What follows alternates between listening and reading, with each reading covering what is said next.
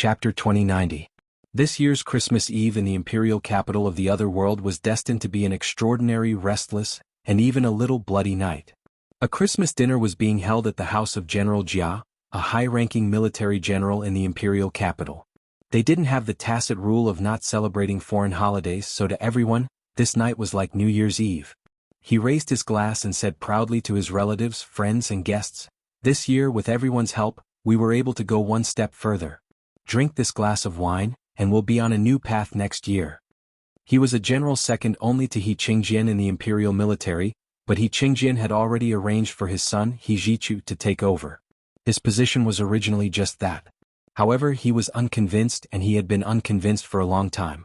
However, his ability was limited and he couldn't defeat He Qingjian. His family's background wasn't as powerful as the He family's. The foundation laid by the first two generations of the He family was too strong. Fortunately, He Qingjian's death wasn't glorious, so he took the opportunity to unite a group of people who were dissatisfied with the He family. Of course, more importantly, he had the support of the American Sorrow Consortium. Whether it was public opinion or private transactions, he was fully prepared. "General Jia, you're right. It's fine if it's General He, but I'm not convinced by that brat He Zhichu. Why should the highest position be given to him? What the f***ck? Ever since his father passed away, he said he was guarding the tomb. He's so hidden that he can't even be seen. I heard that he and his fiancée are secretly plotting to escape abroad. I, the supreme commander of the Wuxia Empire's military, actually want to escape abroad and seek refuge in the Soviet Union." How embarrassing. In the spacious hall, Christmas jazz music was faintly discernible. There was also a female jazz musician on the stage, swaying her body and singing in a low voice. Just as everyone was raising their glasses and vowing to share weal and woe together, the living room door was kicked open with a bang. A group of armed soldiers quickly took control of the front and back doors of the mansion. The guards that were originally in the mansion were quickly disarmed and locked in a large warehouse that was used as a storage room. "Which army are you from? It's against the law to trespass. Do you know where this place is?" General Jia's personal secretary separated the crowd and walked over. He pointed at the leading soldier and reprimanded him rudely. He Zhichu wore a black fox fur cloak and knee-high military boots. His hands were clasped behind his back as he strolled in. Click, click, click. The sound of military boots on the marble floor was neither too fast nor too slow, and everyone who heard it was alarmed.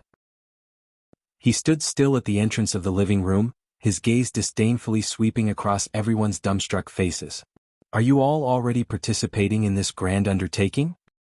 He looked at his watch and said sarcastically, "Isn't it a little early? Isn't the day of your uprising set to be the 1st of January next year, the day of the New Year's Day?" What did you say? What grand undertaking? What uprising?"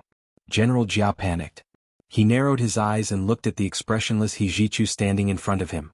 It was as if he was seeing the ruthless and merciless He Qingjian. His mind buzzed, and his hands started to tremble. "Young Master He, is there a misunderstanding?" "Misunderstanding? They don't exist." He Zhichu waved his hand. The huge TV screen hanging on the wall of General Jia's living room suddenly turned on. The scene just now where they were so pleased with themselves and cursed He Zhichu and He Qingjian were all on display. General Jia's expression changed again, and sweat broke out on his forehead. He didn't bother to wipe it away and said fiercely, "You're monitoring me? He Zhichu, this is against the law. I have the authorization of the military court. General Jia, you have too close contact with foreign consortiums. I have to effectively monitor you."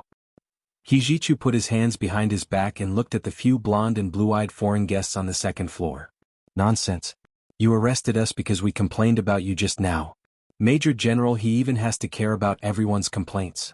How majestic. Are you trying to cover up the truth with one hand?" General Jia roared fiercely. He Zhichu raised his black leather-gloved hand and covered his mouth with a chuckle. "Why would I arrest you just because you complained? Although I, He Zhichu, don't agree with what you said, I swear to the death to support your right to speak." General Jia raised an eyebrow. He knew that He Zhichu wasn't as hardcore as He Qingjian. Moreover, he studied law and was deeply influenced by his mother, Qin Suwen, a lawyer. He relied on evidence for everything. In front of so many people, he said that he wouldn't pursue what they said today, so he definitely wouldn't pursue it. General Jia secretly heaved a sigh of relief, but at the same time, he looked down on He Zhichu and thought that he had no guts. How could such a person be the supreme commander of the military? Definitely not. He was about to speak when Hijichu took out a few more arrest warrants from the court and said calmly, "I'm here today to execute the arrest warrant from the military court." As he spoke, his expression changed and he said coldly, "Since you're all together today, it saves me the trouble of arresting people one by one. Take them all away." He handed the arrest warrant to his subordinates and asked them to arrest them. The living room was in chaos. The women and children cried for their husbands and fathers, and the subordinates hurriedly covered up for their superiors. Some people were calling the police and a few older people even fainted. Hijichu was unmoved. He stood alone in the living room and watched as his guards controlled the various corridors and entrances. Cut the crap. If you have something to say, go to the military court. We're just carrying out orders. Hijichu stepped to the side and watched as his guards arrested all the people on the arrest warrants. Of course, General Jia was the leader, and the others also held high positions in the military. It could be said that 4 out of 7 of the people in the highest positions of the military were here. "If you arrest us, the other 2 won't let you off," General Jia shouted at the top of his lungs. "You don't have to worry about it. My men have already gone to the other 2 families to arrest them." Hijichu's eyes turned cold. "My father's corpse hasn't even gotten cold, and you're already colluding with foreign countries to plot a coup. How capable. I didn't expect you to be so cunning." General Jia glared at Hijichu. "A few days ago you closed the door and said you were going to guard your father's grave. It was all a lie." Hijichu shrugged. "Why would I lie to you guys? You think too highly of yourself. Are you really guarding the grave?" General Jia's expression turned even uglier. If Hijichu was really guarding the grave, but he could investigate their situation so clearly. Could it be that there were other big shots supporting him from behind? Hijichu seemed to understand his thoughts and smiled slightly. The pink in his shimmering almond-shaped eyes became even more obvious, like coagulated blood. He said casually, "Don't you know what multitask is? I'm guarding the grave and investigating your situation at the same time. I can't delay either of them." If he wanted to investigate these people, did he have to do it himself? He could just strategize behind the scenes. These old guys wanted to take his position, but they didn't expect that there were younger generals who wanted to take their positions. This time he was able to crush the remaining 6 people's plan to seize power in one fell swoop because of the support of the younger generation in the military. These people were already old and they were from his father's generation. His father, He Chengjian, was no longer around and it was time for these people to leave. Hijichu walked out of the hall of General Jia's house and came to the camphor tree at the door. He took out a cigar, lit it, and took a deep puff. He looked up at the night sky and thought to himself, "Nianji, it's Christmas Eve again. What are you doing?" This was the first update of the day, Chapter 2078, Nianji, what are you doing? There were 2 updates today. 8:30 p.m. the next night. P.S. It's a new month, the last month of 2018. Hurry up and vote for the guaranteed monthly votes. Chapter 2091. Hijichu silently finished half of the cigar and handed the remaining cigar to his personal secretary. The personal secretary took out a special sealed metal box and placed the cigar inside. The cigar, which was isolated from the air, was quickly extinguished. It was waiting to be destroyed when he returned and then dissolved in water. Reporting to Chief, all arrests have been completed. Hijichu raised his hand. Send them to the court-martial and have someone take care of them. Not long after, the officers who had gone to the other 2 houses to arrest people also called him to reply. Reporting to Chief, all arrests have been completed. Hijichu let out a long sigh and smiled slightly. His almond-shaped eyes narrowed. Thank you for your hard work. Send them to the court-martial and have someone take care of them. He paused for a moment before saying, Merry Christmas. Merry Christmas, Chief. The officer on the other end of the line was smug and responded loudly. After arranging everything, Hijichu rubbed the space between his eyebrows. It had been more than 3 months since his father's death and Gu Nianji's departure. In the past 3 months, he had been trying his best to remember his father and suppress his longing for Gu Nianji while planning his strategy to catch them all in one fell swoop. Although his original ambition wasn't this, he couldn't let go of what his father and grandfather had defended with their lives. Besides, with his family background, even if he took the initiative to let go, he would either be imprisoned for the rest of his life or exiled overseas for the rest of his life. This wasn't what he wanted. He couldn't be kicked out of that position like a stray dog. Hijichu's expression turned cold. Let's go home. The mansion behind him, which had been flashing with colorful lights and laughing just a moment ago, was now dark and quiet. It was as if someone had strangled it and it couldn't make any more sounds. Hijichu brought his guards back to the West Mountain Villa. A Christmas dinner was also being held here. The difference was that Xie Qingying was the one who hosted it. Other than the guest list, Hijichu had given it to her. From the looks of it, she had done a pretty good job. Hijichu's eyes warmed as he slowly walked up the steps. The hall echoed with cheerful Christmas music. It was a song that everyone was familiar with, Jingle Bells. Hijichu walked in silently. Just as he stood at the entrance of the living room, a chubby little girl rushed over and hugged his thigh. She giggled and said, "Brother He, you're back." She was wearing a small white whalebone dress, and the skirt was very open, like a small blooming night epiphyllum. Hijichu was in a trance. He looked down at the 11 or 12-year-old girl and felt as if he was looking at Gunyenji from all those years ago. He stood there without moving, only looking at her expressionlessly. The little girl laughed for a while. Seeing that there was no response, she became a little bored. Letting go of his leg, she rubbed her nose and muttered, "You're not saying a word. Are you mute?" At this time, Xie Qingying hurried over and said to the little girl, "Xie Qingfin, you are so rude. Be careful, I will tell your father later." "The man you're marrying is a mute." Xie Qingfin didn't seem to be afraid at all. She even made a face at Xie Qingying. Hijichu's brows furrowed imperceptibly and he said coldly, "You're young but you're quite cunning." With that he walked in without blinking. When he passed by Xie Qingying he said aloofly, "Impolite children should be kicked out. Don't ever appear in front of me again." Xie Qingying was stunned for a moment, and then her face burned. Although Xie Qingfen was a little bold, she was still her cousin and the youngest daughter of her fifth uncle, Xie Beichen. She was the most pampered.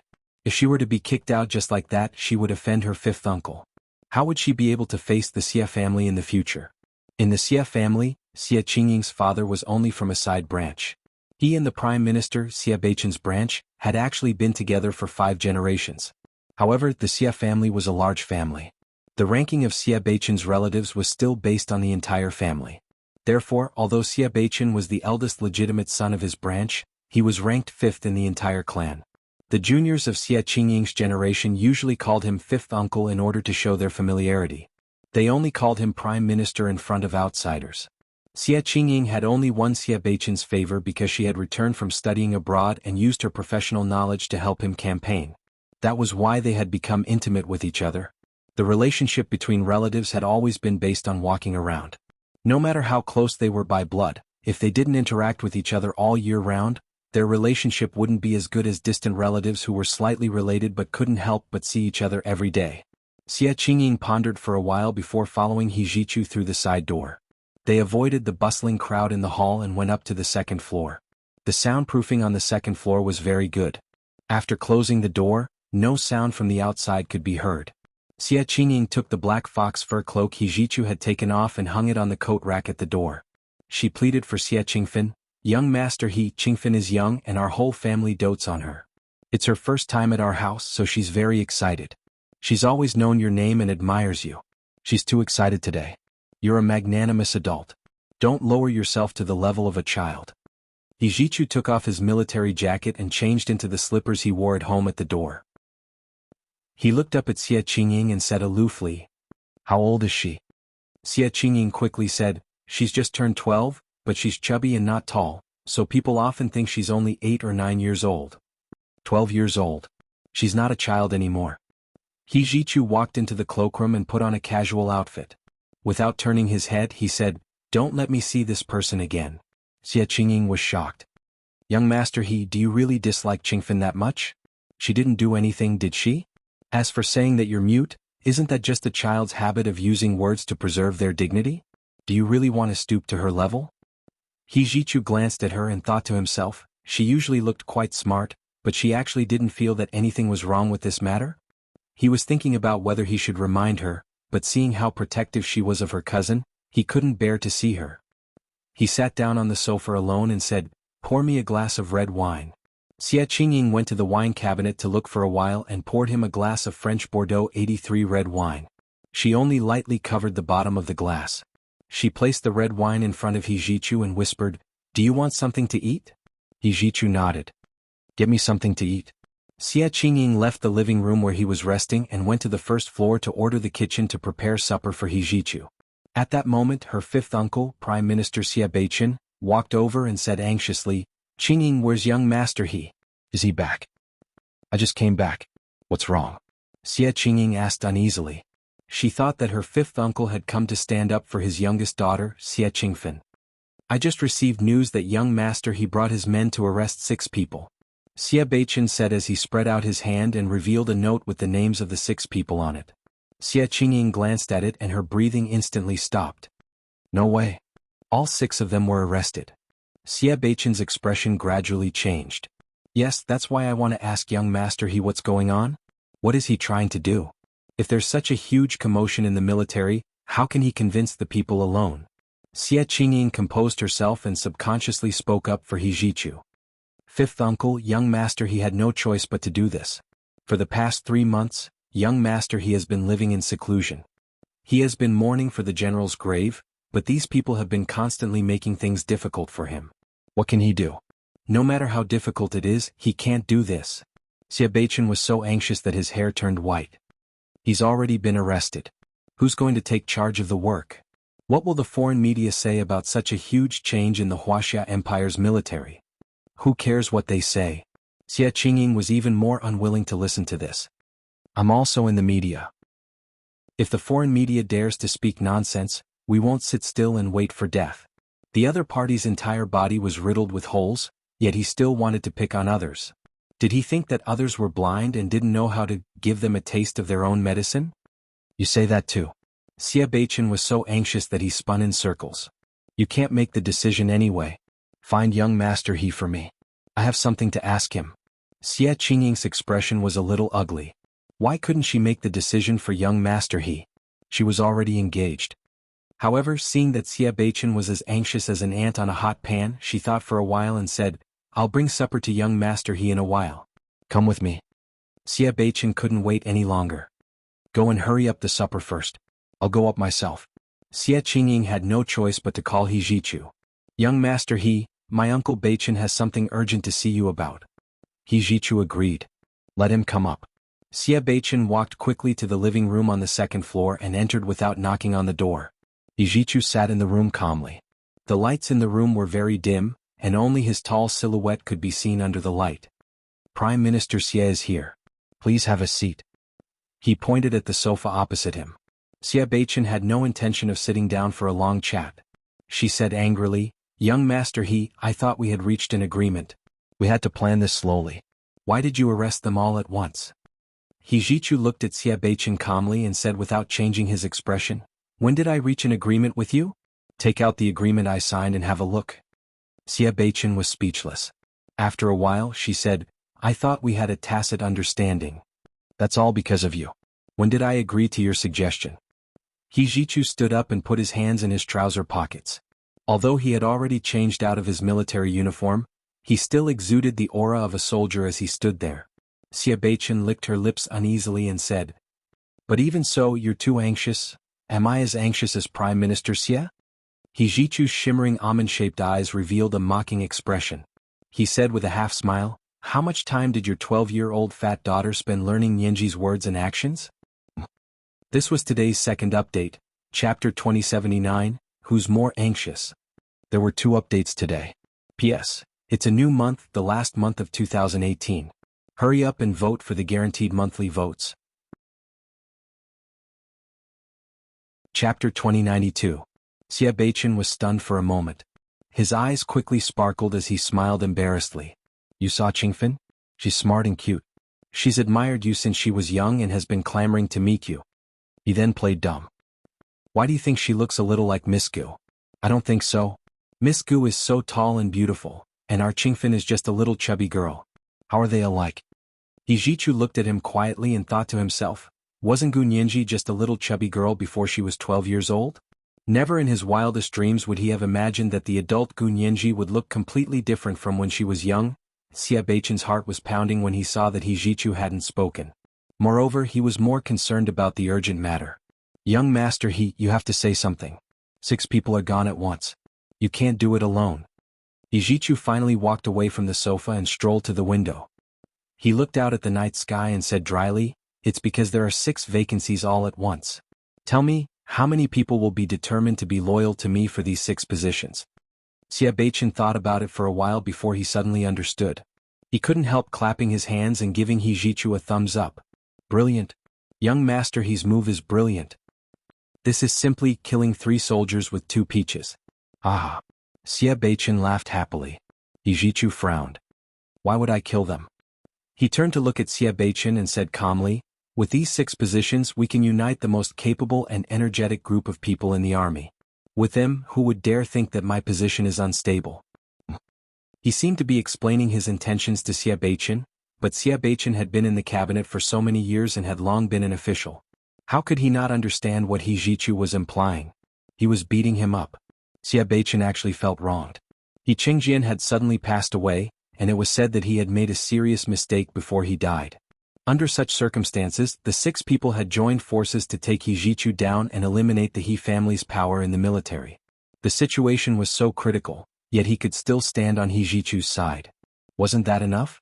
However, just because he was on He Jichu's side did not mean that the entire Xie family was on He Jichu's side. When it came to matters of right and wrong, the big clans would respectively bet on the treasures and spread the risk. He Jichu also understood the Xie family's reason for doing this. He didn't intend to settle the score with the Xie family, but the Xie family had to understand that he knew what they had done. This was a warning as well as a handle. Xie Beichen's back involuntarily hunched, and he became shorter in front of He Jichu. He smiled and asked, since everything has been resolved, does young master he have time to prepare for your wedding with Qingying? He Jichu leaned against the windowsill and said aloofly, it's still early. We just got engaged. My father passed away less than a year ago. How can I hold a wedding? Oh, that's true. Xie Beichen nodded.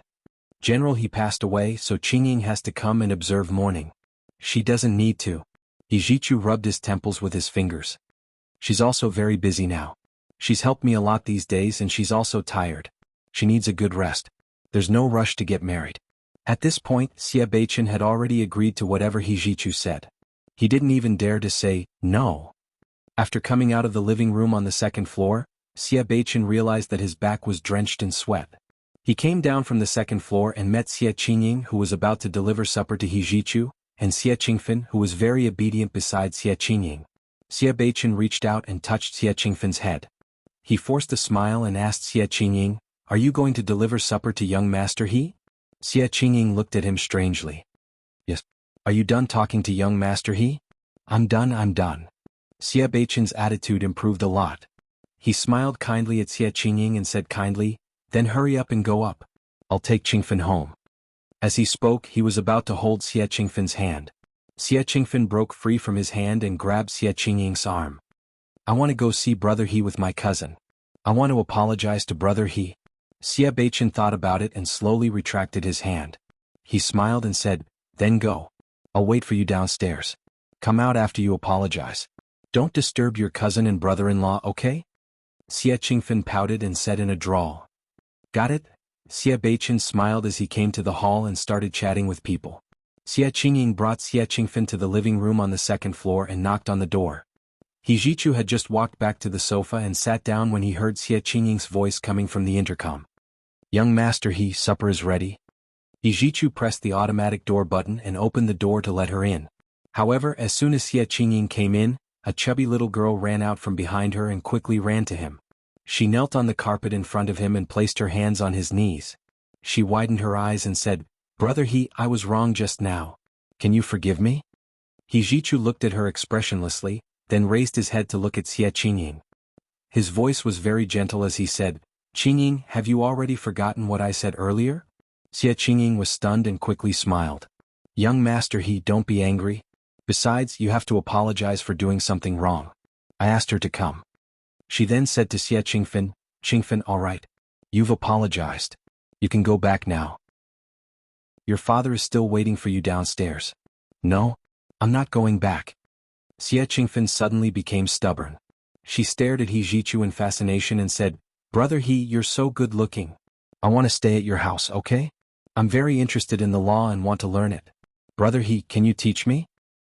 He Jichu looked at her calmly and shook his head. Oh. Huh. Why? What's wrong with me? Xie Qingfen was stunned as if she had never thought that He Jichu would reject her. You're not good at all. You're stupid, ugly, and pretentious. I can't eat when I see you. Disgusting. Hijichu's almond-shaped eyes flashed with a cold light, and his thin lips spat out hurtful words. Xie Qingfen was stunned. She stared at Hijichu in a daze for a while before bursting into tears. She got up and ran out. Xie Qingying was also stunned and couldn't come back to her senses for a long time. Why would Hijichu say such harsh words to a child? Xie Qingying's expression gradually turned ugly. She put the supper on the coffee table in front of the sofa and looked at Hijichu seriously. Young Master your words were too harsh just now. Qingfen is still a child. It's because she's still a child that she's even more disgusting. Hijichu's expression was as cold as frost. I said I don't want this person to appear in front of me again. Did you ignore my words?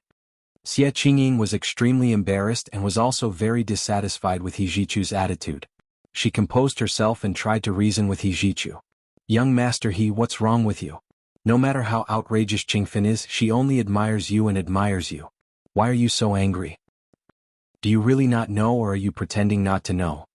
Hijichu frowned and looked at Xie Qingying. Don't tell me you don't remember what Nianji was like when she was young? Xie Qingying nodded. Of course I remember. What's wrong? Can't you tell that your little cousin is deliberately imitating Nianji when she was young?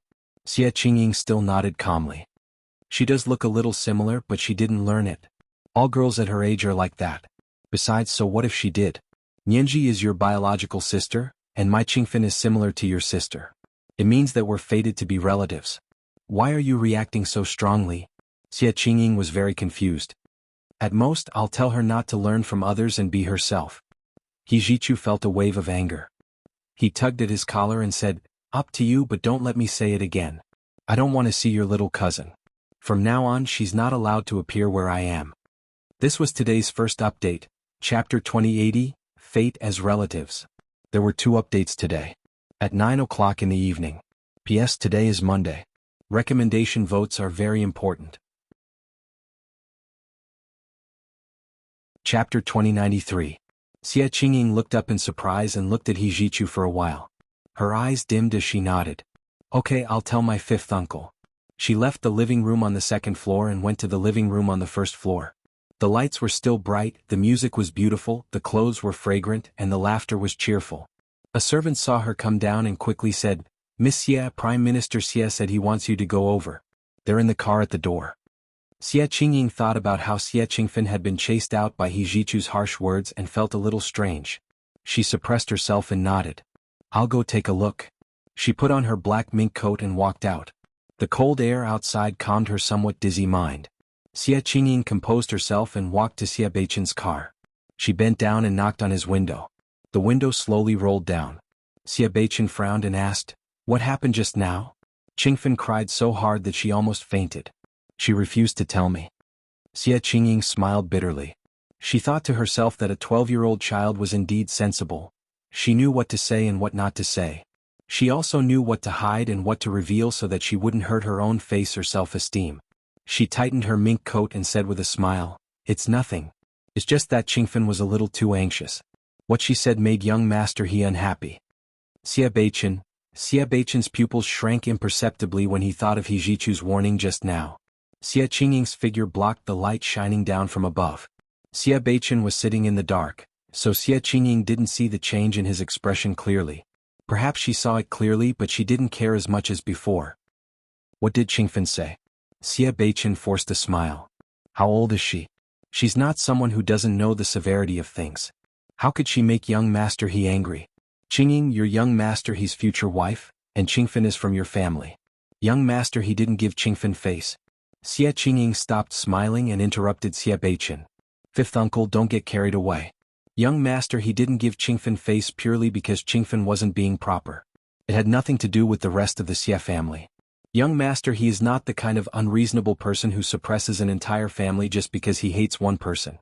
Xie Beichen felt even more guilty. He smiled sheepishly and said, Qingying is really different now. She's not even married yet, but she's already siding with an outsider. Xie Qingying was angry. She frowned and stood up straight. She looked down at Xie Beichen and said lightly, 5th uncle, to me, young Master He is the man I love. I married him because I love him. Qingfen is my cousin. I will treat her well, but she should also know her manners. 12 years old isn't young anymore. Even though Gu Nianji grew up in the He family and was spoiled by young Master He and Lawyer Qin to the point of being spoiled and willful, she wasn't as ugly as she is now. Xia Beichen's expression turned even darker. Did he hear wrongly? Xia Qingying was actually beating him up? Xia Beichen was not as polite to Xia Qingying as he was to He Zhichu. His expression darkened. It seems like Qingying thinks that since we're already engaged she can burn the bridge after crossing it. Fine, I want to see how you are going to be the mistress of the He family. Drive. At his command the car drove away with a whoosh. Xia Qingying almost stumbled from the impact of the car. She took 2 steps back before she could regain her footing. Xia Qingying glanced at the car coldly before returning to the living room. Her best friend walked over with a cup of hot cocoa and handed it to her. Your face is purple from the cold. Warm it up. Xia Qingying held the hot cocoa in her hand and felt warm. Her eyes were a little red as she looked at her best friend. What's wrong? Her best friend looked at her in confusion. What happened? Xia Qingying finished the hot cocoa and put it down. She looked around and pulled her into her room not far from the living room. This was a suite on the first floor. It was very spacious and well decorated. It was a pity that it wasn't on the second floor. Her best friend was even more worried when she saw how cautious she was. What happened? Xia Qingying looked at her for a while and hesitated to speak. Say something? What else can't you tell me? Her best friend held her hand and asked with concern, or does it have something to do with young Master He? Xia Qingying let out a long sigh and said, Do you remember my cousin, Xia Qingfen? She's the youngest daughter of my uncle Beichen's family. Oh. Her best friend let out a long sigh and said meaningfully, Of course I know. When I saw her a few days ago I was really shocked. Xia Qingying smiled bitterly. She's really bold. She only learned a little from Gu Nianji, yet she dared to be touchy in front of young Master He. Her best friend giggled. Young Master He must be disgusted by her appearance, yet she still wants to be touchy, right? Xia Qingying's smile became even more forced. She pinched her best friend. You're still laughing. She added, He's quite disgusting. He even told Qingfen bluntly.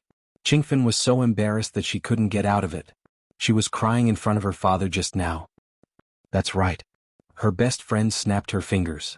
Hold on a little longer. I guarantee that young Master He will feel disgusted when he thinks of Gu Nianji again. Then you can rest assured and be Mrs. He. Xia Qingying looked at her in a daze. She bit her lip and said, But Gu Nianji is young Master He's biological sister. Although they don't have the same father, they have the same mother. They are siblings, her best friend smiled and said, They are siblings, but it's not appropriate for you to be too good to your sister. Think about it, which wife would like to have a sister-in-law at home who is doted on by everyone? When the time comes, the sister-in-law will be able to control young Master He's feelings for you. What do you think you'll do? She moved closer to Xia Qingying and said very softly, The idea I gave you is not bad, right? Not only can it follow your fifth uncle's wishes, but it can also make young Master He cut off your fifth uncle's intentions. It's killing 2 birds with 1 stone. Xia Qingying smiled. She wanted to follow her fifth uncle's wishes, but if she said that her fifth uncle was interested, He Zhichu would have to have that kind of heart. Ever since she found out that Gu Nianji was He Zhichu's biological sister, Xia Qingying had been relieved. She thought about how she used to regard Gu Nianji as her rival in love and found it funny. What a huge mistake. She had never thought about it again, so she did not take Xia Beichen's plan seriously. She also treated Xia Qingfen as a child's mischief. However, He Zhichu showed an unusual disgust for Xia Qingfen's actions and forbade her to appear in front of him.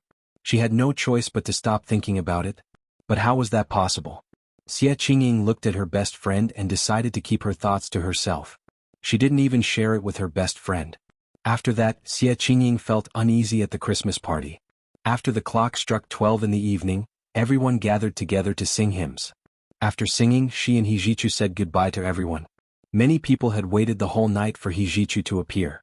Seeing that he had finally arrived, everyone was in a better mood.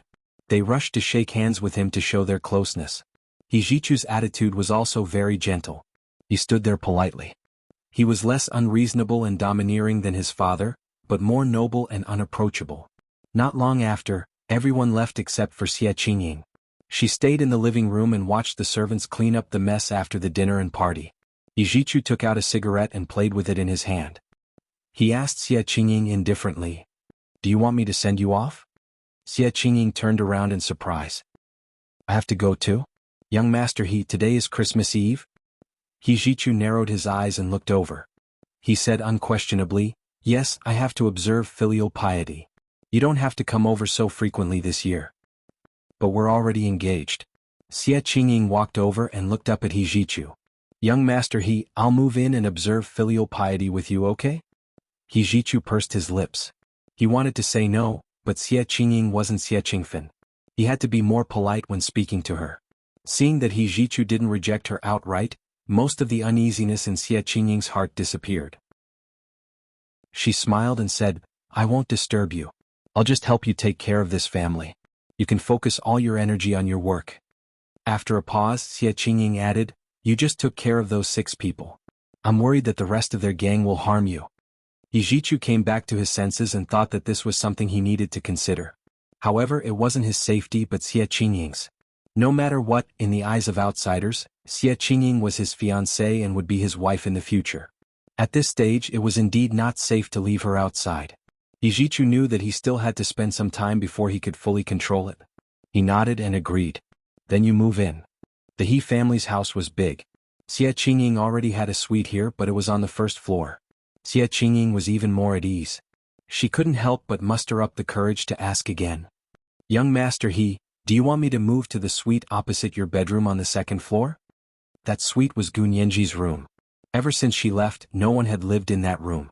However, Hijichu still had people clean it every day. The inside was kept the same. If a needle wasn't placed properly, Hijichu would be able to tell at a glance. Hijichu narrowed his eyes and said calmly, don't you have a suite downstairs? This is Nianji's room. She'll cry when she comes back and has no place to stay. She's young and you're her sister-in-law. You have to be more tolerant. This was today's first update, Chapter 2081, Intentional. There were 2 updates today. P.S. Today is Monday. Recommendation votes are very important. Chapter 2094.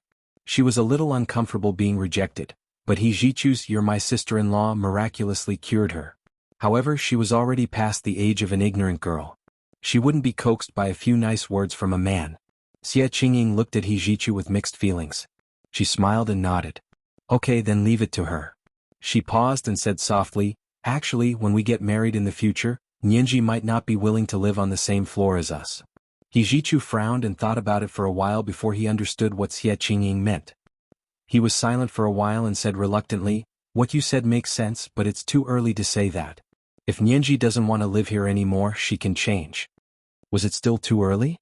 Xie Qingying's mood, which had just been cured, felt like it had been doused with a bucket of cold water. Her heart was cold.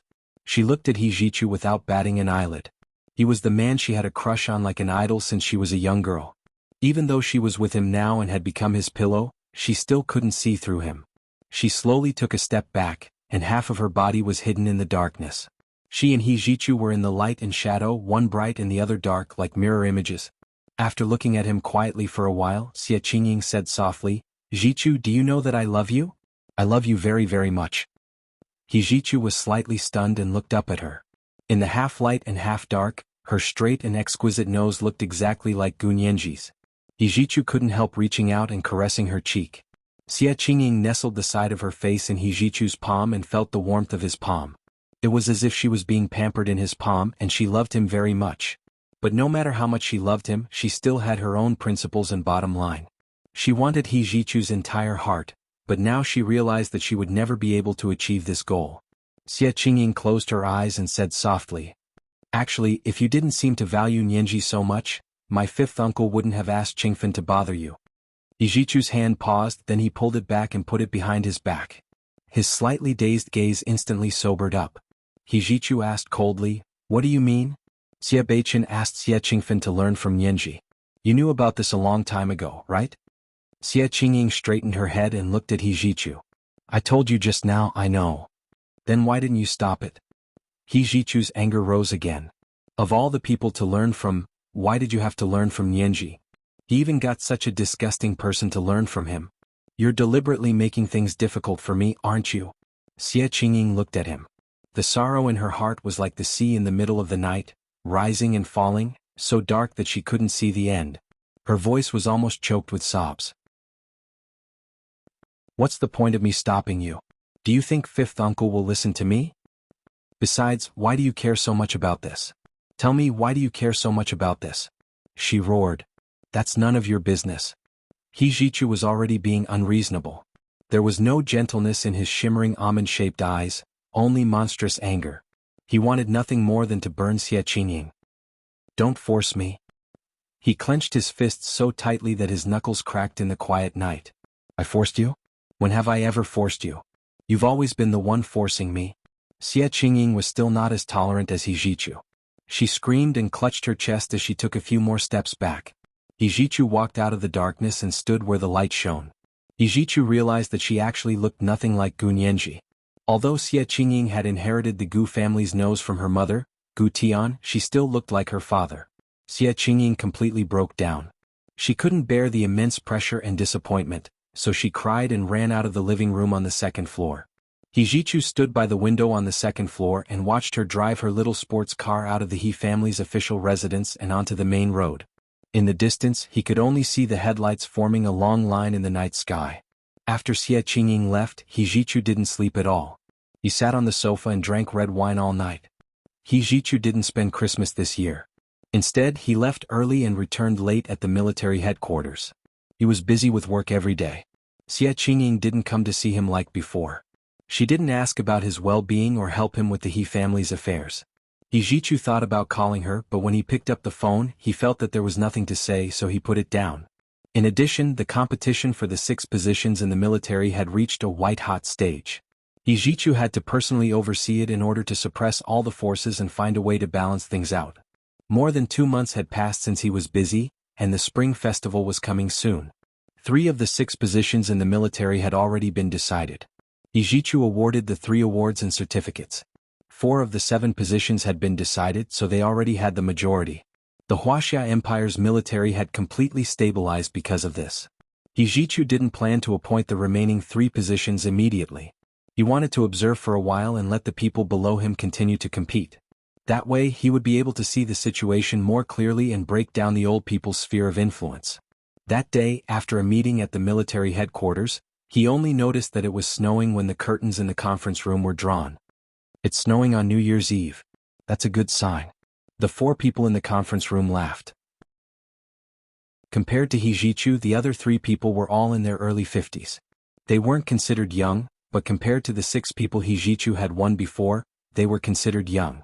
That was because the youngest of the 6 people was 65 years old. General He, will you be home on the first day of the new year this year? I'll bring my son to visit you for the new year.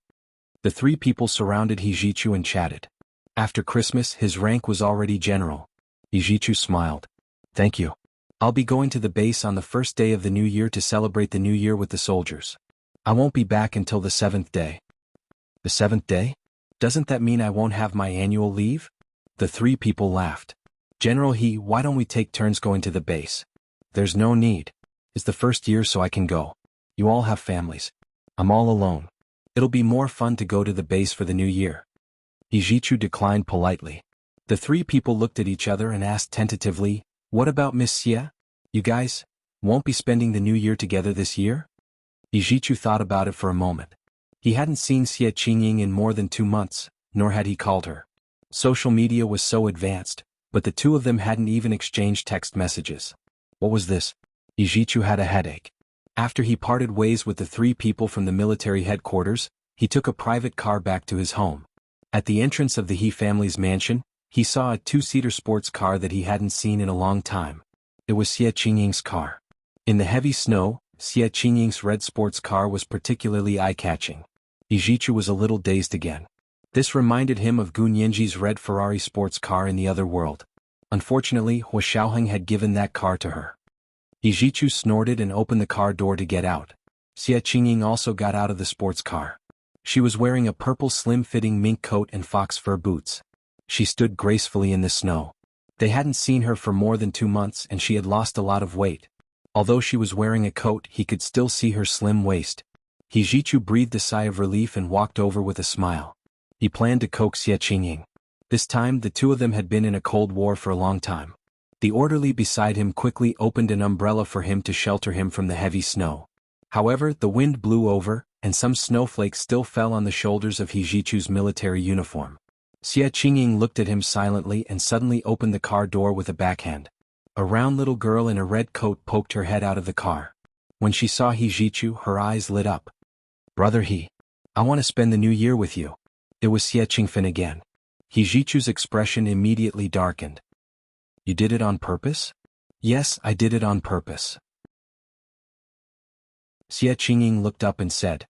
Although her legs were weak and she was so frightened by Hijichu's aura that she could barely stand, she didn't want to give up. If she couldn't win his heart, she wouldn't even want him anymore. This was the last chance she was giving him and also a chance for herself. "I told you, don't let her appear in front of me again." The veins on Hijichu's forehead were bulging. Xie Qingfen understood Hijichu's words and burst into tears. Xie Qingying said to the people in the car, "Take her away." The driver in the car immediately closed the door, started the car and drove away. Hijichu took a deep breath and said patiently, "All right, don't be angry. Don't let me see her again." To Hijichu this was already him giving in again and again. He added, "Go and ask around. Other than Nianji, which woman have I been so tolerant of?" What he meant was that Xie Qingying had to be content and stop fooling around. Xie Qingying's face was wooden as Hijichu held her hand and walked into the mansion. Hijichu's personal secretary and orderlies all heaved a sigh of relief. It wasn't easy for Miss Xie to come back. This New Year's Eve should be a good one, right? Otherwise it would be too lonely with only young Master He. Xie Qingying didn't say a word. She followed Hijichu through the door and went straight to the second floor. Hijichu brought her into his suite. "Sit down. What do you want to drink? I'll get the orderlies to bring it up." Hijichu took off his military coat, changed into his boots and sat on the sofa. Xie Qingying was silent for a moment before saying, "Why don't you like to see Qingfen? She's more like Nianji. Shouldn't you dote on her more like a sister?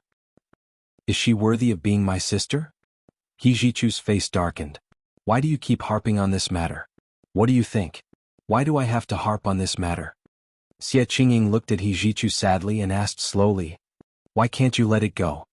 Hijichu's movements stiffened for a moment, then he slowly leaned back on the sofa. He crossed his legs and rested one arm on the armrest of the sofa. He said nonchalantly, "I don't understand what you're talking about." "You really don't understand? If you don't understand, then I'll say it again. Why can't you let it go?" Xie Qingying clenched her fists, her eyes glistening with tears. She was really about to cry. Hijichu looked down at the carpet.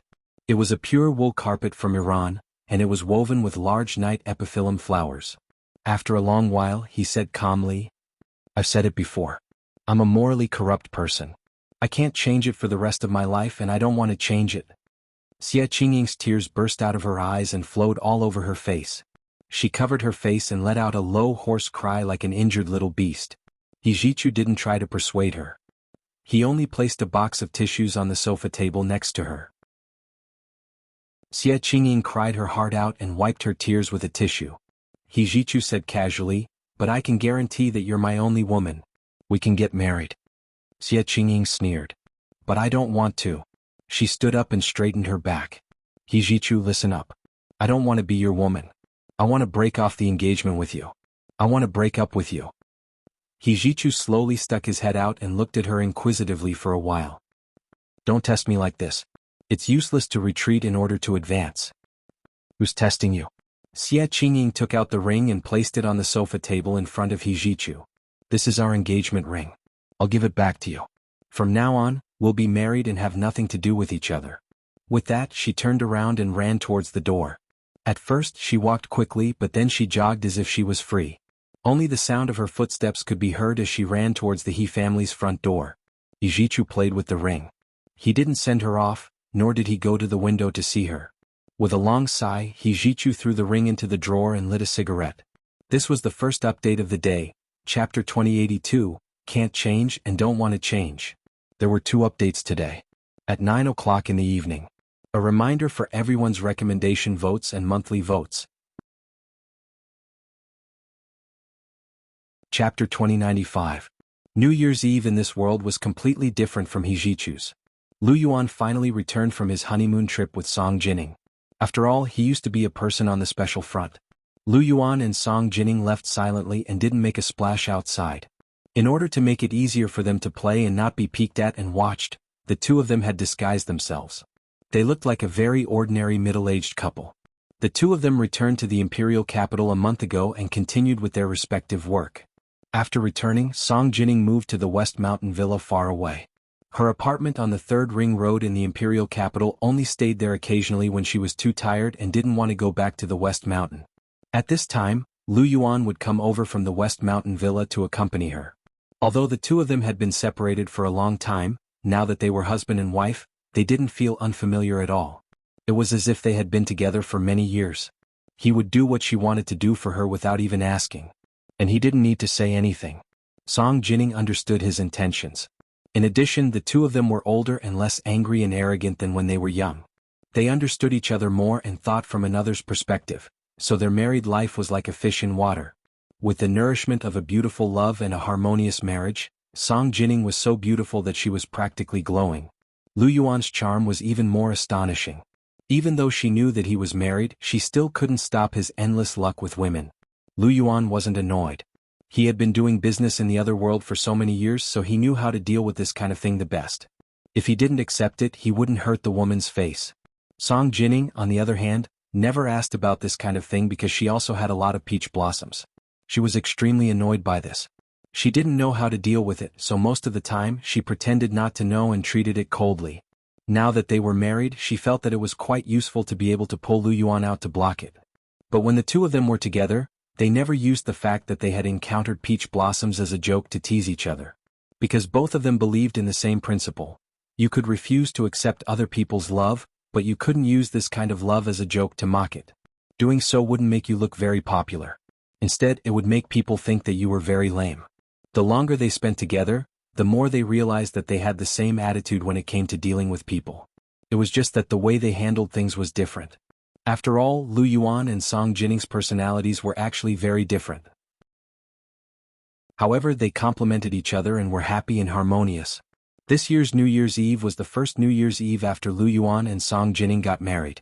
It was also the first New Year's Eve that Lu Yuan returned to this world after 18 years. Both of them decided to celebrate. Lu Yuan had been preparing for the New Year's Eve dinner since he returned from his honeymoon. He had bought a lot of ingredients. In order to ensure freshness, he had chosen to have some seafood delivered by air at a fixed time. It was only delivered at noon on New Year's Eve. Song Jining personally prepared the invitations and invited Lu Jin, Gu Nianji, and Hua Xiaoheng over for the New Year's dinner. Lu Jin was the first to arrive. He came to the door with a bottle of French Bordeaux 84. Song Jining personally opened the door for him. She smiled and took the red wine. "Professor Lu, you're early? What have you been up to recently?" The funding for Lu Jin's personal laboratory had been approved, and the Institute of High Energy Physics was under construction. Lu Jin did not go to the Institute of High Energy Physics to teach anymore. He stayed at home and tinkered with his own laboratory. He followed Song Jining into the living room and said seriously, "I'm busy with the lab. I came early because I live close by." "All right. You live in the West Mountain Villa now, right? Did Nianji transfer it to you?" Song Jining made Lu Jin a cup of tea and placed it on the coffee table in front of him. Lu Jin nodded and frowned. "I told her not to bother. Why is she going around? It's still hers in the end anyway." But Xiaoheng insisted that she transfer it. Song Jining understood and asked curiously, "You've already made a will?" "Well, isn't that obvious? I have so much money, so of course I have to make a will. Otherwise, if anyone comes to fight with my girl for my inheritance, even if I die, I'll be so angry that I'll come back to life." Lu Jin didn't think much of it and was as venomous as ever. Song Jining covered her mouth and laughed. "Professor Lu, it's New Year's today. Can we not talk about death?" "Oh sure." Lu Jin nodded and said seriously, "I'll be careful." As soon as he entered Lu Yuan's house, he walked to the kitchen. "Boss Lu, it's New Year's today. What delicious food did you prepare for us?" Lu Jin smelled the aroma of food before he even walked into the kitchen. His mouth immediately began to salivate as he prepared to digest the food. Lu Yuan turned around to look at him and smiled. "Your favorite Buddha jumps over the wall." "Buddha jumps over the wall? You really made Buddha jumps over the wall again?" Lu Jin was overjoyed. He counted with his fingers. "The Buddha jumps over the wall that you made in the past required a total of 21 ingredients. They were Canadian thorny ginseng, yellow sea deep sea wild abalone, Siamese shark fins, chair scallops, base lips, long white turtle skirt and deer tendons. There were also wild pigeon eggs, osmanthus duck, duck treasures, golden turtle gums, baby pigeons, Spanish Iberian black pork chops, pork belly, hoof tips and tendons, as well as South China Sea razor clams, Genoa ham, Middle Eastern lamb knuckles, dragon boat mushrooms, Jiangxi yellow mud bamboo shoots, and Icelandic eagle beak chicken. Then, the different ingredients were cooked separately using methods such as frying, stir-frying, boiling, and deep frying. Finally, the cooked ingredients were spread layer by layer into a large jar of Shaoxing wine. Then, the jar was sealed with lotus leaves and simmered over a gentle fire with white smoke and charcoal. It took a day and a night to stew the Buddha jumps over the wall, which was rich in soup and nutritious.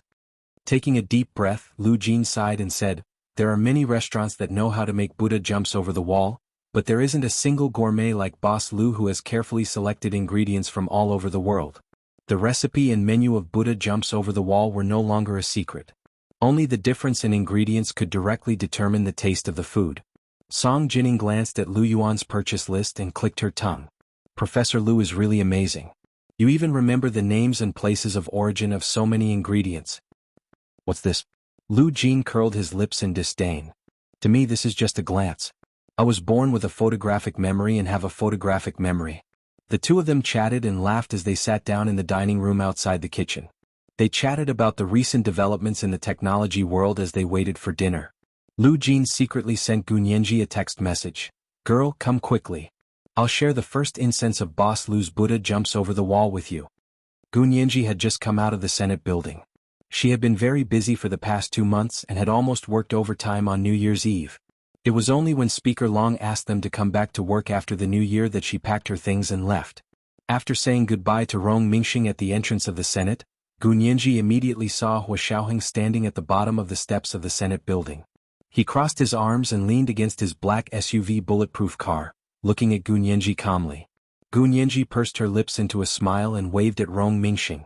Then she ran down the steps and threw herself into Hua Xiaoheng's arms. Hua Xiaoheng caught her and kissed her on the cheek. He said lovingly, "Isn't our Chief Gu afraid of being secretly photographed?" Gun Yenji smiled slyly. "It's the new year, so there's a little benefit for those who secretly take photos." "Then what about my benefit?" Hua Xiaoheng opened the car door and let Gun Yenji get in. When he fastened her seat belt, he took the opportunity to speak in a low voice in her ear and even bit her pink earlobe. This was the second update of the day, Chapter 2083, Where's My Benefit? There were 2 updates today. A reminder for everyone's recommendation votes and monthly votes. Moi, all the big shots and little angels. Chapter 2096. Gun Yenji's body was numb from his bite. She was a little excited and shy. Moreover, she and Hua Xiaoheng had been very busy for the past 2 months. Although they lived under the same roof, they had only seen each other a handful of times. Not only did Hua Xiaoheng miss her, but she also missed him. Gun Yenji wrapped her arms around Hua Xiaoheng's neck and kissed him on the lips. She whispered, "I'll give you a treat tonight." Hua Xiaoheng had only wanted to tease Gun Yenji, but he hadn't expected her to tease him instead. A simple sentence had made his imagination run wild and he couldn't control himself. Hua Xiaoheng's eyes gradually darkened. He hugged her and kissed her passionately for a long time before letting her go. He said in a hoarse voice, "I'll collect some interest first." Gun Yenji blushed, and her plump lips curled into a beautiful arc. No matter how hard she tried, she couldn't suppress it. The two of them drove to the West Mountain Villa. It was already dark. Big red lanterns hung around the eaves of the villa. There were a few persimmon trees planted against the wall in the courtyard. The orange-red persimmons hung on the trees like small lanterns that complemented the big lanterns. After getting out of the car, Gun Yenji noticed that Hua Xiaoheng was holding a bottle of wine in his hand. Upon closer inspection, it was actually Maotai. She spread her hands in embarrassment. "I didn't bring a gift. We're husband and wife. If I bring it, then you bring it." Hua Xiaoheng smiled as he took her hand and led her into the courtyard. He rang the doorbell at the door. Before the door opened, he heard Song Jinning's laughter. "You're finally here. If you didn't come, we would have started first." The door opened and Song Jinning's fair and gentle face appeared in front of the two of them. Gun Yenji praised, "Miss Song, you've been in high spirits recently. Every time I see you, you look younger. If this continues, we'll really have to call each other sisters." Song Jinning was amused by her and laughed happily. Hua Xiaoheng rubbed her head. "What nonsense are you talking about? You're so rude." Gun Yenji sniffed at him with a mischievous look that said, "What can you do about me?" Song Jining was overjoyed to see her son and daughter-in-law's love. She took the Maotai from Hua Xiaoheng's hand and said with a smile, "That's great. Buddha jumps over the wall with Maotai." President Lu prepared, "Buddha jumps over the wall?" Gun Yinji was pleasantly surprised. "No wonder I smelled such a delicious fragrance as soon as I entered. Like I said, all the fragrances of flowers and fruits can't compare to the fragrance of food." With that, she left Hua Xiaoheng behind and ran to the kitchen alone. Hua Xiaoheng looked at his abandoned hand. Song Jining held back her laughter and pointed inside. "Professor Lu arrived a long time ago. He's been waiting for you." Hua Xiaoheng coughed lightly and said, "Miss Song, General Hua is also here today to celebrate the new year with the old master." Hua Guanshan's private villa was in the West Hills, but it was quite far from Lu Yuan's house. Song Jining's smile faded a little. She carried the bottle of Maotai to the dining room as she said, "Well, spending the new year with my father is still something to be proud of." Hua Xiaoheng sighed and said, "I spent the new year with the Zhang family." "Song Jining," she stopped smiling. "Pretend I didn't say anything." Hua Xiaoheng had wanted to finish his New Year's Eve dinner here and take Gun Yanji to Hua Guanshan's place. The grudges in their family could be settled behind closed doors, but in front of outsiders, they still had to show basic courtesy. Especially since Gun Yanji was now the chief legal advisor of the Senate, there were many people who had their eyes on her. However, Grandfather Hua felt that it was too cold, so he called the Zhang family to Hua Guanshan's West Hills villa for the new year. This was unbearable. Hua Xiaoheng didn't plan to visit Grandfather Hua and pay them a New Year's greeting. When he arrived at the living room, Hua Xiaoheng looked around. "Where's Uncle Lu?" "He's in the dining room." Yanji should have gone to the dining room too. Hua Xiaoheng followed her to the dining room and saw that Gun Yanji and Lu Jin were already seated. They were waiting for Lu Yuan to serve the Buddha jumps over the wall. Lu Jin was explaining to Gun Yanji how to eat the Buddha jumps over the wall. "You know that the Buddha jumps over the wall is stewed and there are a lot of things in it, but it's mixed but not messy. There are many levels. So when you eat it, you're very particular." Lu Jin took out a special spoon to demonstrate. "See this? This Buddha spoon is specially used to eat the Buddha jumps over the wall. With one spoon you can take care of all the levels from top to bottom and scoop them into a bowl together. Delicious things have to be eaten together to taste the special ingredients of the Buddha jumps over the wall." Lu Jin shook his head as if he had already written a 5,000-word paper on how to eat the Buddha jumps over the wall scientifically. Gun Yanji felt even hungrier when she heard this. She sighed and leaned back in her seat. "Hurry up and serve the dishes. I'm so hungry that my stomach is cramping." Lu Jin saw this and quickly went to the kitchen to fiddle with it for a while. When he came out, he brought Gun Yanji a white jade porcelain bowl of sesame glutinous rice balls. He said, "It's cooked with osmanthus rice wine. Eat this first." Gun Yanji especially liked to eat glutinous things. Rice wine, glutinous rice balls, and rice noodles were her favorites. The rice wine that Lu Jin was talking about was a southern dialect. In the north it was called fermented rice. It was made of glutinous rice and after fermentation, it was sweet and sour. With a little dried osmanthus flowers, it was given to young girls in winter to replenish their energy and blood. Gun Yanji drank a bowl of osmanthus rice wine glutinous rice balls and sighed in satisfaction as if she had come back to life. She said, "It's so delicious. The simple osmanthus rice wine glutinous rice balls are so delicious.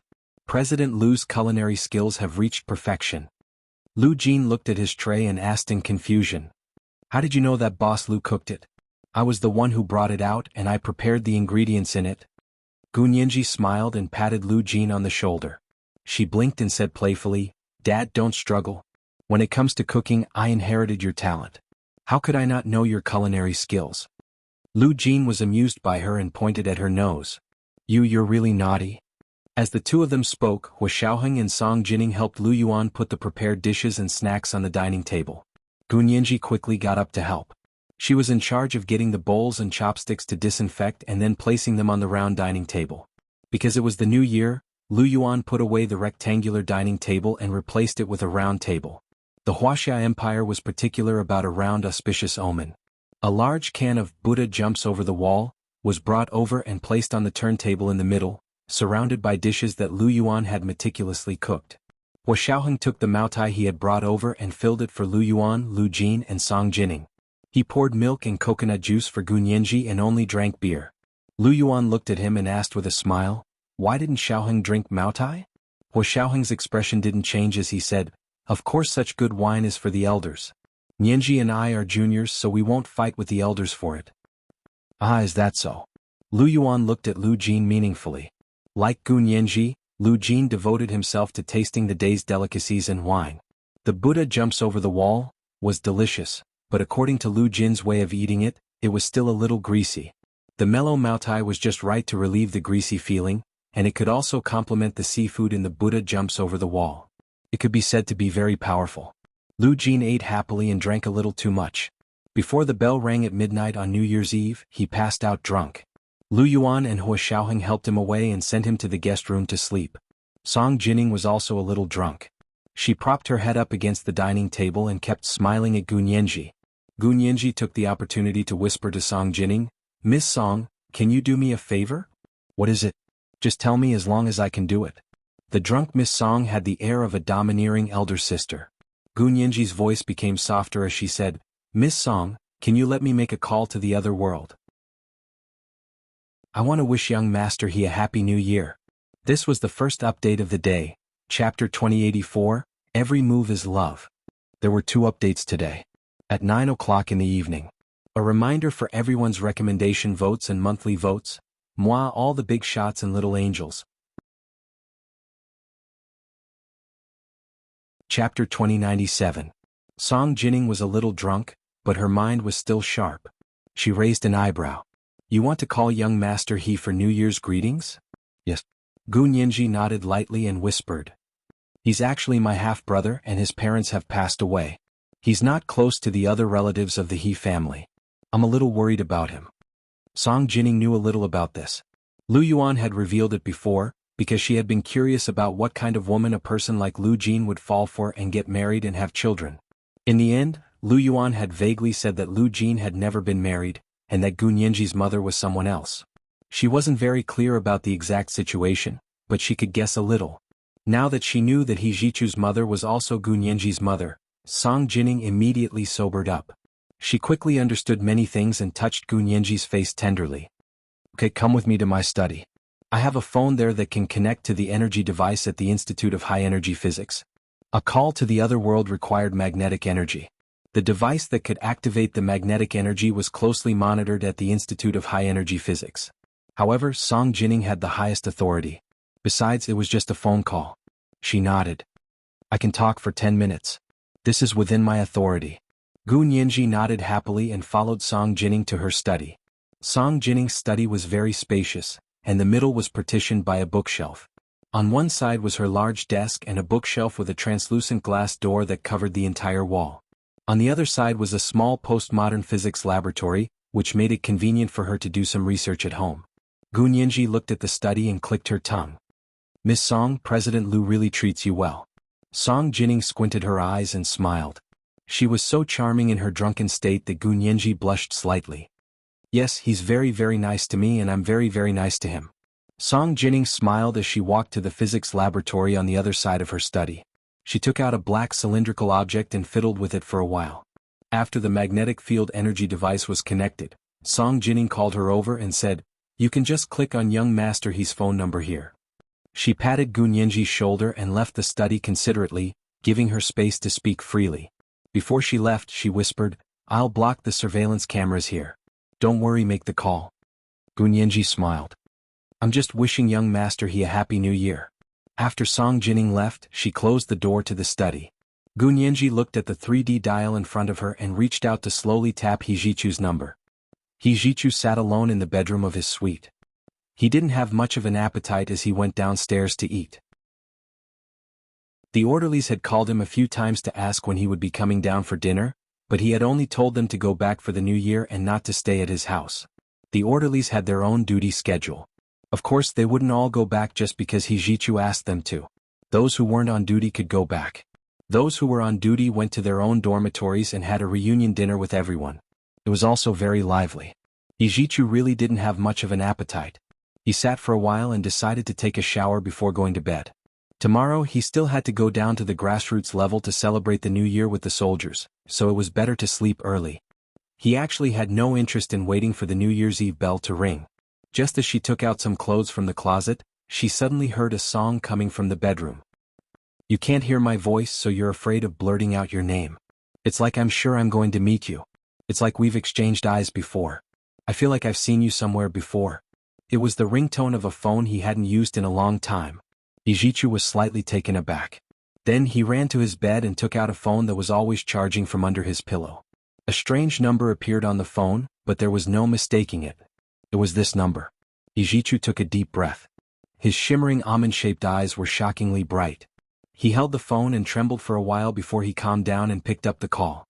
The soft voice that was almost engraved in his genes came from the other end of the phone.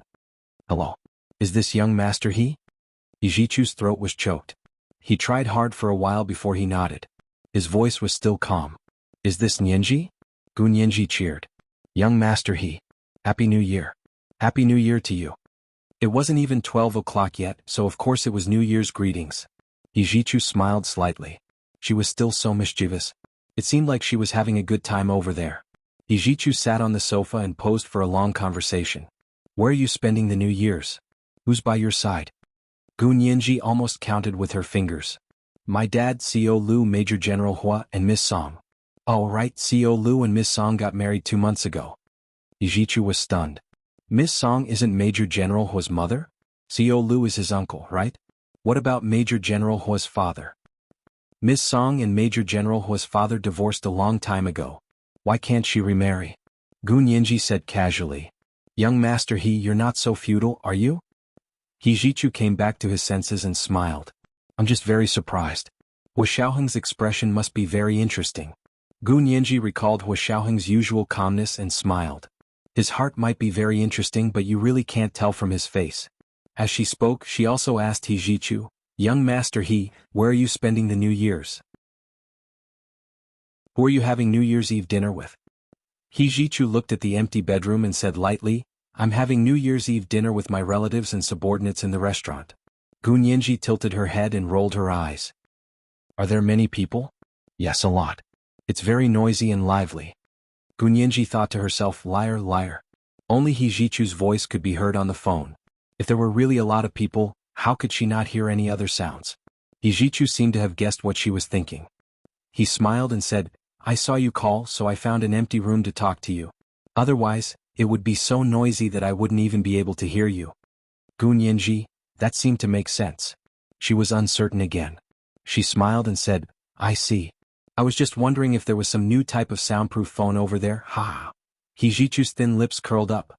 He thought to himself that his Nianji was indeed smart. Even he hadn't thought of this excuse. That's a good idea. I'll get someone to develop it tomorrow, Ijichu teased.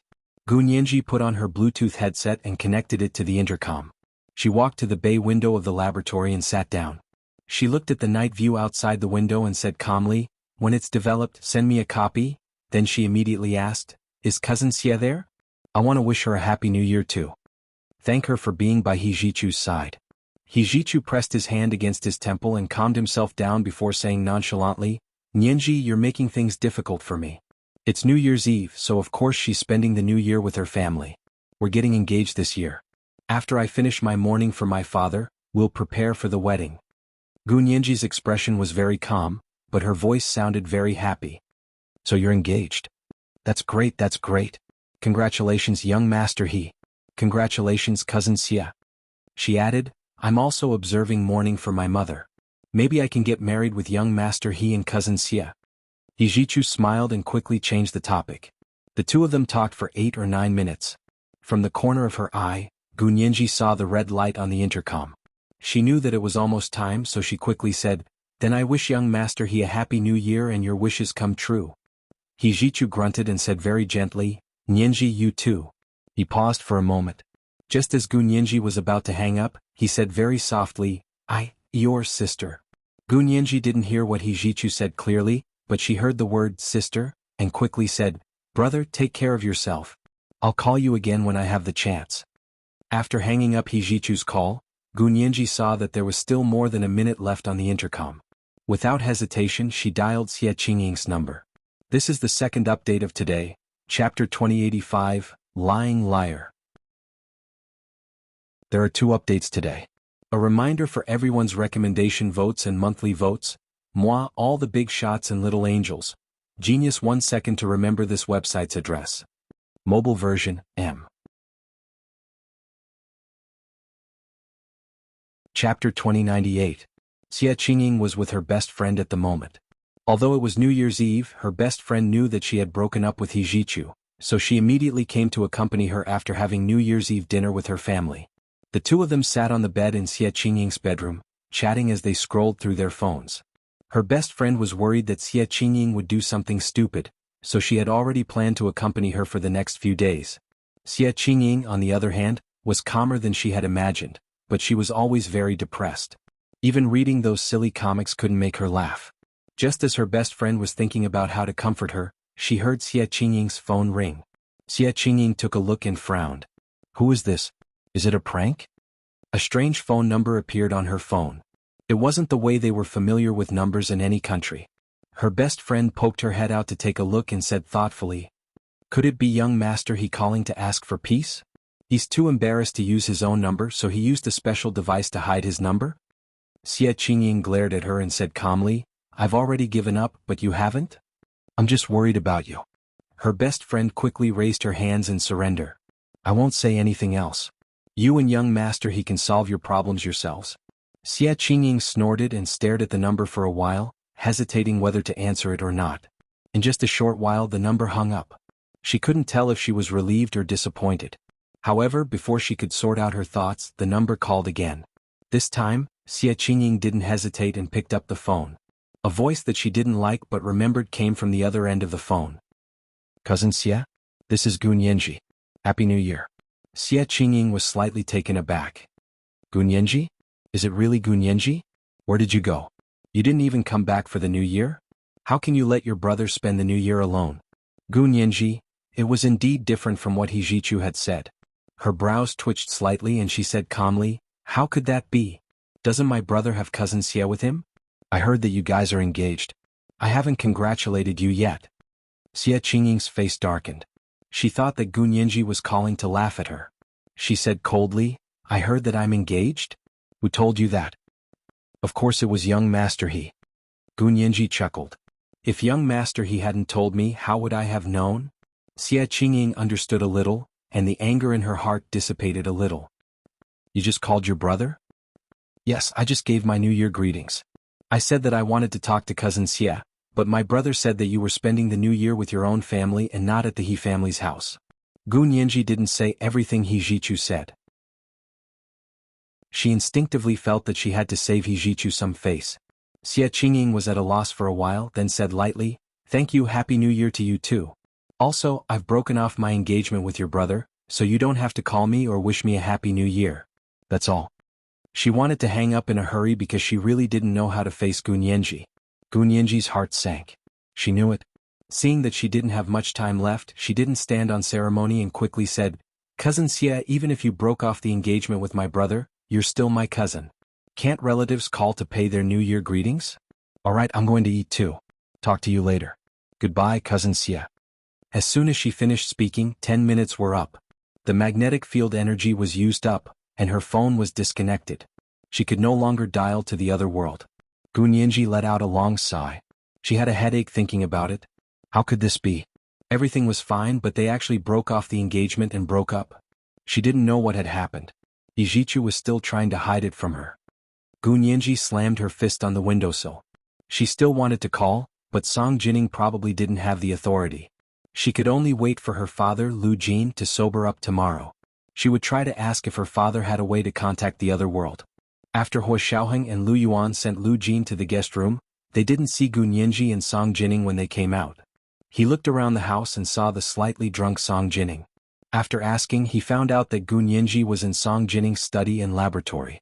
Although Song Jining had been smiling and refused to say where Gun Yanji had gone, Huo Xiaoheng didn't need to ask to know what Gun Yanji was doing. He had no intention of stopping her, and of course he had no intention of encouraging her. It was good to pretend that he didn't know. Huo Xiaoheng returned to the dining room and chatted casually with Lu Yuan. After chatting for a while, 15 minutes had passed, but Gun Yanji still hadn't come out. Song Jining yawned repeatedly and almost fell asleep on Lu Yuan's shoulder. Lu Yuan's heart ached when he saw this. He said to Huo Xiaoheng, "Help yourself. It's too late." I'll send Jining upstairs. Wu Xiaoheng nodded. Don't worry about me. I'll bring Nianji home later. Lu Yuan glanced at him and deliberately said, It's so late. Let's stay here. We'll go back tomorrow. Wu Xiaoheng shook his head calmly. It's fine. It's New Year's Eve today. It's very lively outside. It's very convenient for us to go back. Lu Yuan smiled and didn't say anything else. He half supported and half carried Song Jining upstairs. Wu Xiaoheng sat alone in the dining room for a while before knocking on the door of Song Jining's study and laboratory. Gu Nianji came back to her senses and thought that Song Jining had come to rush her. She quickly jumped down from the windowsill and walked to the door to open it. She said, Miss Song, can I? Before she could finish speaking, she saw that it was Wu Xiaoheng standing at the door, not Song Jining. Gu Nianji clasped her fingers awkwardly in front of her and said embarrassedly, It's Major General Hua. Yes, you seem a little disappointed. Wu Xiaoheng looked at her calmly. Have you finished calling your brother? Gu Nianji was shocked. How did you know? Did Miss Song say that? I didn't expect you to be like this, Miss Song. Gu Nianji was cursing silently when Wu Xiaoheng held her hand and walked into Song Jining's study and laboratory. He said slowly, Miss Song didn't say it. I guessed it. Gu Nianji. You really guessed it? She looked at him suspiciously. How did you guess that? I don't believe it. She had never told anyone about this. Could Wu Xiaoheng read minds? How did he know? Wu Xiaoheng lowered his head and pulled her arm away. He wrapped it around his waist and said calmly, You took advantage of my absence to coax Miss Song to come to her laboratory. Could it be that you're here to do a high-energy physics experiment? Gu Nianji, she pursed her lips. How did I coax Miss Song when you weren't around? I clearly asked Miss Song for help openly. Wu Xiaoheng smiled slightly. Yes, so you admit it? Gu Nianji thought about He Jichu's situation and felt that she should confess. Perhaps Wu Xiaoheng could help her. Gu Nianji said honestly, I asked Miss Song for help and called my brother. You really don't know until you call him. He was actually engaged to cousin Xie and then broke off the engagement. It hasn't even been a year. Wu Xiaoheng wasn't surprised at all. He said calmly, Young master, he has been giving Xie Qingying face for so long. What do you mean? Do you think he's rarely with Xie Qingying because he loves her? Wu Xiaoheng tapped Gu Nianji's forehead. Are you stupid? That's to reassure his father and not force you to continue being with him. He's using Xie Qingying as a shield. Now that his father has passed away, of course Xie Qingying as a shield is dispensable. In other words, he no longer has to care about who else is forcing himself to be affectionate with Xie Qingying. If he didn't know that Gu Nianji and He Jichu were biological siblings, Wu Xiaoheng wouldn't have said a single word. Gu Nianji was speechless for a long time. After a while, she said faintly, I finally understand where cousin Xie's faint hostility towards me came from. Gu Nianji glanced at Wu Xiaoheng from the corner of her eye and smiled faintly. Cousin Xie has a good temper. If you used me as a shield, I would definitely kill you to the end. Wu Xiaoheng hugged her even tighter and lowered his head to kiss her passionately. He whispered hoarsely in her ear. How could I bear to? This was the first update of the day, chapter 2086, How Could I Bear To? There were 2 updates today. At 9 o'clock in the evening. A reminder for everyone's recommendation votes and monthly votes. Moi, all the big shots and little angels. Genius 1 second to remember website. Mobile version, M.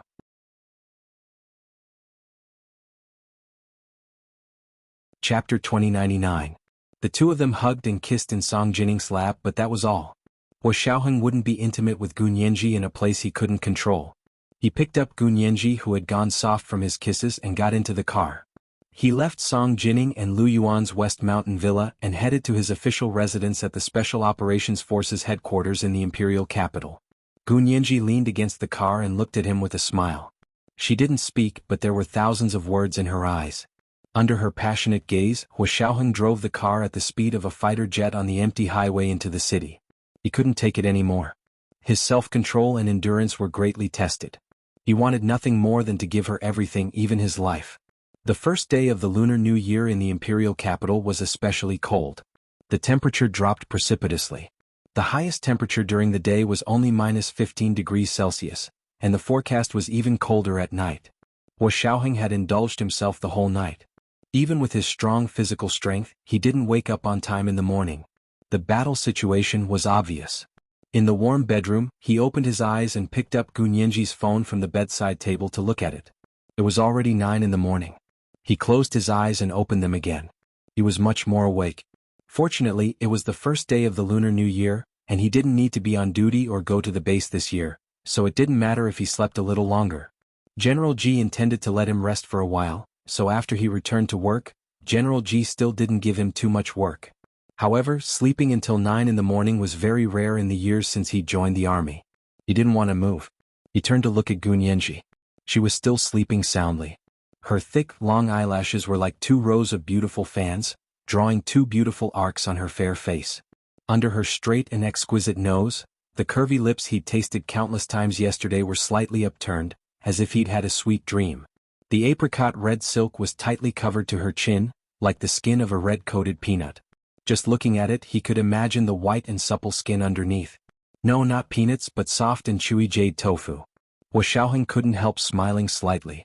He turned to the side and lifted the skin of the red-coated peanut to start eating the tofu. There was no meat to eat, so eating tofu was good too. Another half a day of absurdity. By the time the two of them stopped, it was already noon. Gunyenji's eyes were wide open as she stared at the ceiling. She couldn't believe everything that had happened since last night. Very good, she thought. Her and Xiao's bottom line on this matter had been crossed again. Xiaoheng had been dry for too long and he loved Gunyenji very much, so he didn't control himself. Now that he saw Gunyenji leaning softly against him, she was like a tender flower bud that had been blown by the wind and snow in the cold of December. If he used any more force, she would fall from the branch. Xiaoheng regretted it a little. He reached out to hug her and kissed her forehead without any lust. His voice was low and he asked in a slightly flattering tone, "What do you want to eat? I'll make it for you." Gunyenji closed her eyes and said weakly, "I want to eat osmanthus glutinous rice balls. I ate them at President Lu's house yesterday." Xiaoheng pinched her nose. "I'll go see if there's any in the kitchen. If not, I'll go buy some." "It's the first day of the Lunar New Year. Where are you going to buy it?" Gunyenji opened her eyes and pulled Xiaoheng. "It seems quite cold outside." She had felt it when she came back last night, but it was still quite warm being held in Xiaoheng's arms. There are stores in the military headquarters compound that are open all year round. Xiaoheng tucked her in. "But little glutinous rice balls family should have prepared it. I'll go look." Although the orderlies had gone home for the Lunar New Year, they should have prepared New Year's goods for him. Xiaoheng put on his casual clothes and went downstairs to the kitchen. Zhao Liangzi was sitting at the dining table eating lunch. When he saw him come down, he grinned at him, revealing 8 white teeth. "Xiao, you're amazing." He gave him a thumbs up. Xiaoheng had a headache. He tilted his head to look at him. "Why are you here? I thought you weren't on duty this year?" Zhao Liangzi wasn't from the imperial capital. His parents and relatives were all in Sea City. Zhao Liangzi shook his head. "I switched shifts with Big Xiong. He's only been married for less than a year. Let him go to his in-laws' house to show his filial piety." "What about your parents?" Xiaoheng walked into the kitchen and opened the fridge to look for something. "They went overseas for the Lunar New Year this year. They even video chatted with me last night." Zhao Liangzi ate his lunch without any appetite. He looked at Xiaoheng out of the corner of his eye. "Xiao, what delicious food are you making? Can you share it with everyone?" Xiaoheng turned to look at him with disdain. "You always get low marks when it comes to cooking. When Big Xiong comes back, I'll get him to give you special attention and train your cooking skills. It's fine as long as it's edible. I don't want it to look, smell and taste good." Zhao Liangzi screamed. He finished the food in a few mouthfuls and immediately ran to his shift. Xiaoheng smiled slightly. He took out a bag of sesame-stuffed glutinous rice balls and found a bottle of sweet osmanthus from the storage room. Judging from the place of origin, it was a specialty from southern Yunnan. Using sweet osmanthus to cook glutinous rice balls tasted even better than dried osmanthus. Soon, a pot of steaming hot glutinous rice balls was cooked with rice wine.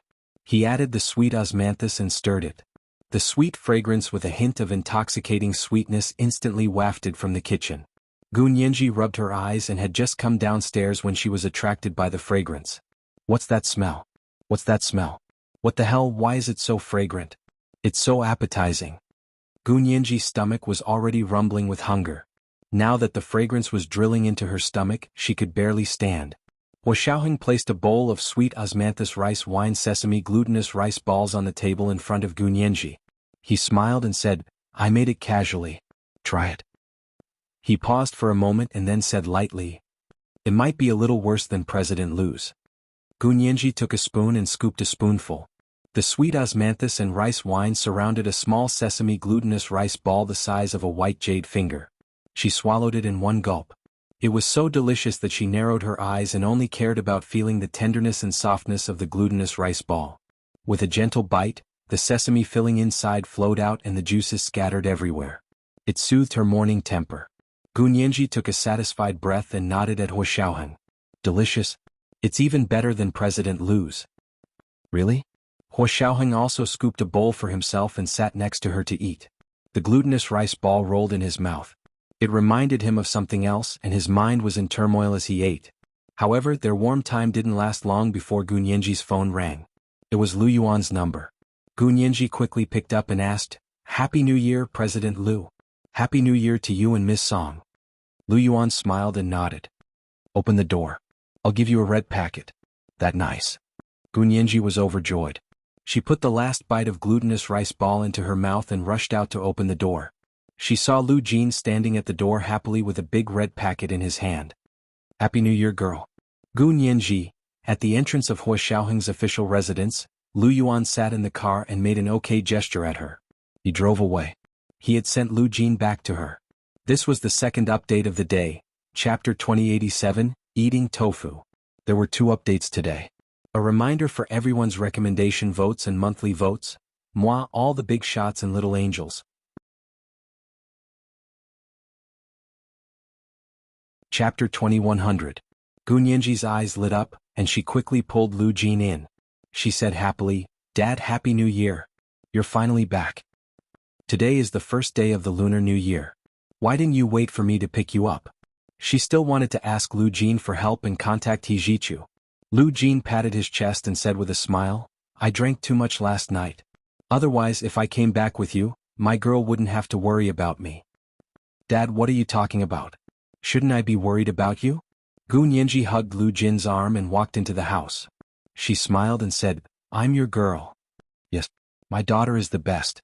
Lu Jin patted her head and said with emotion, Boss Lu is such a stingy guy. I just woke him up a little too loudly in the morning and he got angry when he woke up. He deliberately took revenge on me and made a terrible lunch. Gu Nianji, she had been busy recently and hadn't paid attention to Lu Jin's recent situation. She didn't expect him to be able to speak in northeastern dialect.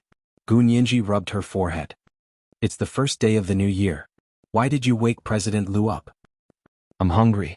Lu Jin said righteously, I drank too much last night and overslept in the morning. I didn't have breakfast. How could I not be hungry? And then? Then I went to look for Boss Lu. However, I didn't see him in the kitchen and dining room. I guessed that he hadn't woken up yet, so I went to his bedroom and knocked for a long time. I found that he and Miss Song weren't awake. I was worried that something had happened to them, so I activated the smoke detector in the house. When that thing rang out, it was like breaking dry weeds and smashing rotten wood, itching to pierce one's eardrums. Gu Nianji completely understood. She held back her laughter and said, Dad, you're concerned about President Lu, but I might have disturbed President Lu's sleep. It wasn't easy for Boss Lu to sleep in all year round, and you even woke him up and it was the first day of the new year. If it were me, I would be angry too. Can you blame me? There are only leftovers in the kitchen and I don't want to eat them. Lu Jin boldly followed Gu Nianji to the dining room and sat down. He said, I wasn't full just now. Do you have any food here? Gu Nianji recalled the sweet osmanthus rice wine sesame glutinous rice balls that Hua Xiaoheng had just made. She was about to ask him if he had any more when she saw that he had already brought a small bowl of glutinous rice balls over. She smiled and said, This is dessert. Uncle Lu, eat it first. I'll go make lunch. Lu Jin quickly picked up the spoon and scooped a spoonful into his mouth. He hummed in satisfaction and praised, Xiaoheng's cooking is already better than Boss Lu's. Good. You have a bright future. He even gave Gu Nianji a thumbs up. My girl married a good husband. Gu Nianji, she wanted to remain calm, but the corners of her lips curled up. Hua Xiaoheng glanced at her and said, Nianji, do you want another bowl? No, I'm waiting for lunch. Gu Nianji smiled and waved at him. After he turned to go to the kitchen, she said to Lu Jin, "Dad, hurry up and eat. I have something to tell you after you finish eating." Lu Jin nodded and slowly finished the bowl of sweet osmanthus rice wine sesame glutinous rice balls. He wiped his mouth with a tissue in satisfaction and said, "It's fragrant, sweet, and not greasy. Let's not brag about it. Objectively speaking, Xiaoheng's rice wine sesame glutinous rice balls are indeed better than Boss Lu's." Gun Yinji nodded and pointed at the bowl. Major General Hui used sweet osmanthus flowers, while President Lu used dried osmanthus flowers. Dried osmanthus flowers are lighter and more elegant. Sweet osmanthus flowers taste fragrant and taste more refreshing. I prefer sweet osmanthus rice wine glutinous rice balls. What about you? Lu Jin also said, "My taste is the same as my girl's. I also like the taste of sweet osmanthus flowers." The father and daughter had reached an agreement and were in a good mood. While waiting for Hua Xiaoheng to make lunch, Gun Yinji pushed Lu Jin's arm and said, "Dad, do you want to go upstairs and wash up? I have something to talk to you about." Lu Jin saw that she didn't want Hua Xiaoheng to know. He pulled her to his suite on the first floor and asked, "What's the matter? Being mysterious? I washed up at Boss Lu's place. There's no need to make excuses." Gun Yinji closed the door in embarrassment and whispered, "It's like this. I asked Miss Song to help me call young Master He yesterday." Lu Jin was shocked. "Yesterday? When was it yesterday? Why didn't I know?" "It was after you went to rest." Gun Yinji was embarrassed to say that Lu Jin had been drunk at that time, but Lu Jin understood when she said it so vaguely. He rubbed the space between his eyebrows and said, "Didn't we already call? What else do you want?" Gun Yinji walked to Lu Jin's side and her voice became even quieter. "I only spoke for less than 10 minutes when I realized that something seemed to have happened to young Master He, so I used the last minute to call young Master He's fiancée, Xie Qingying. In the end, Xie Qingying said that she had already broken off her engagement with young Master He and broken up." Lu Jin didn't care about He Jichu's love life at all.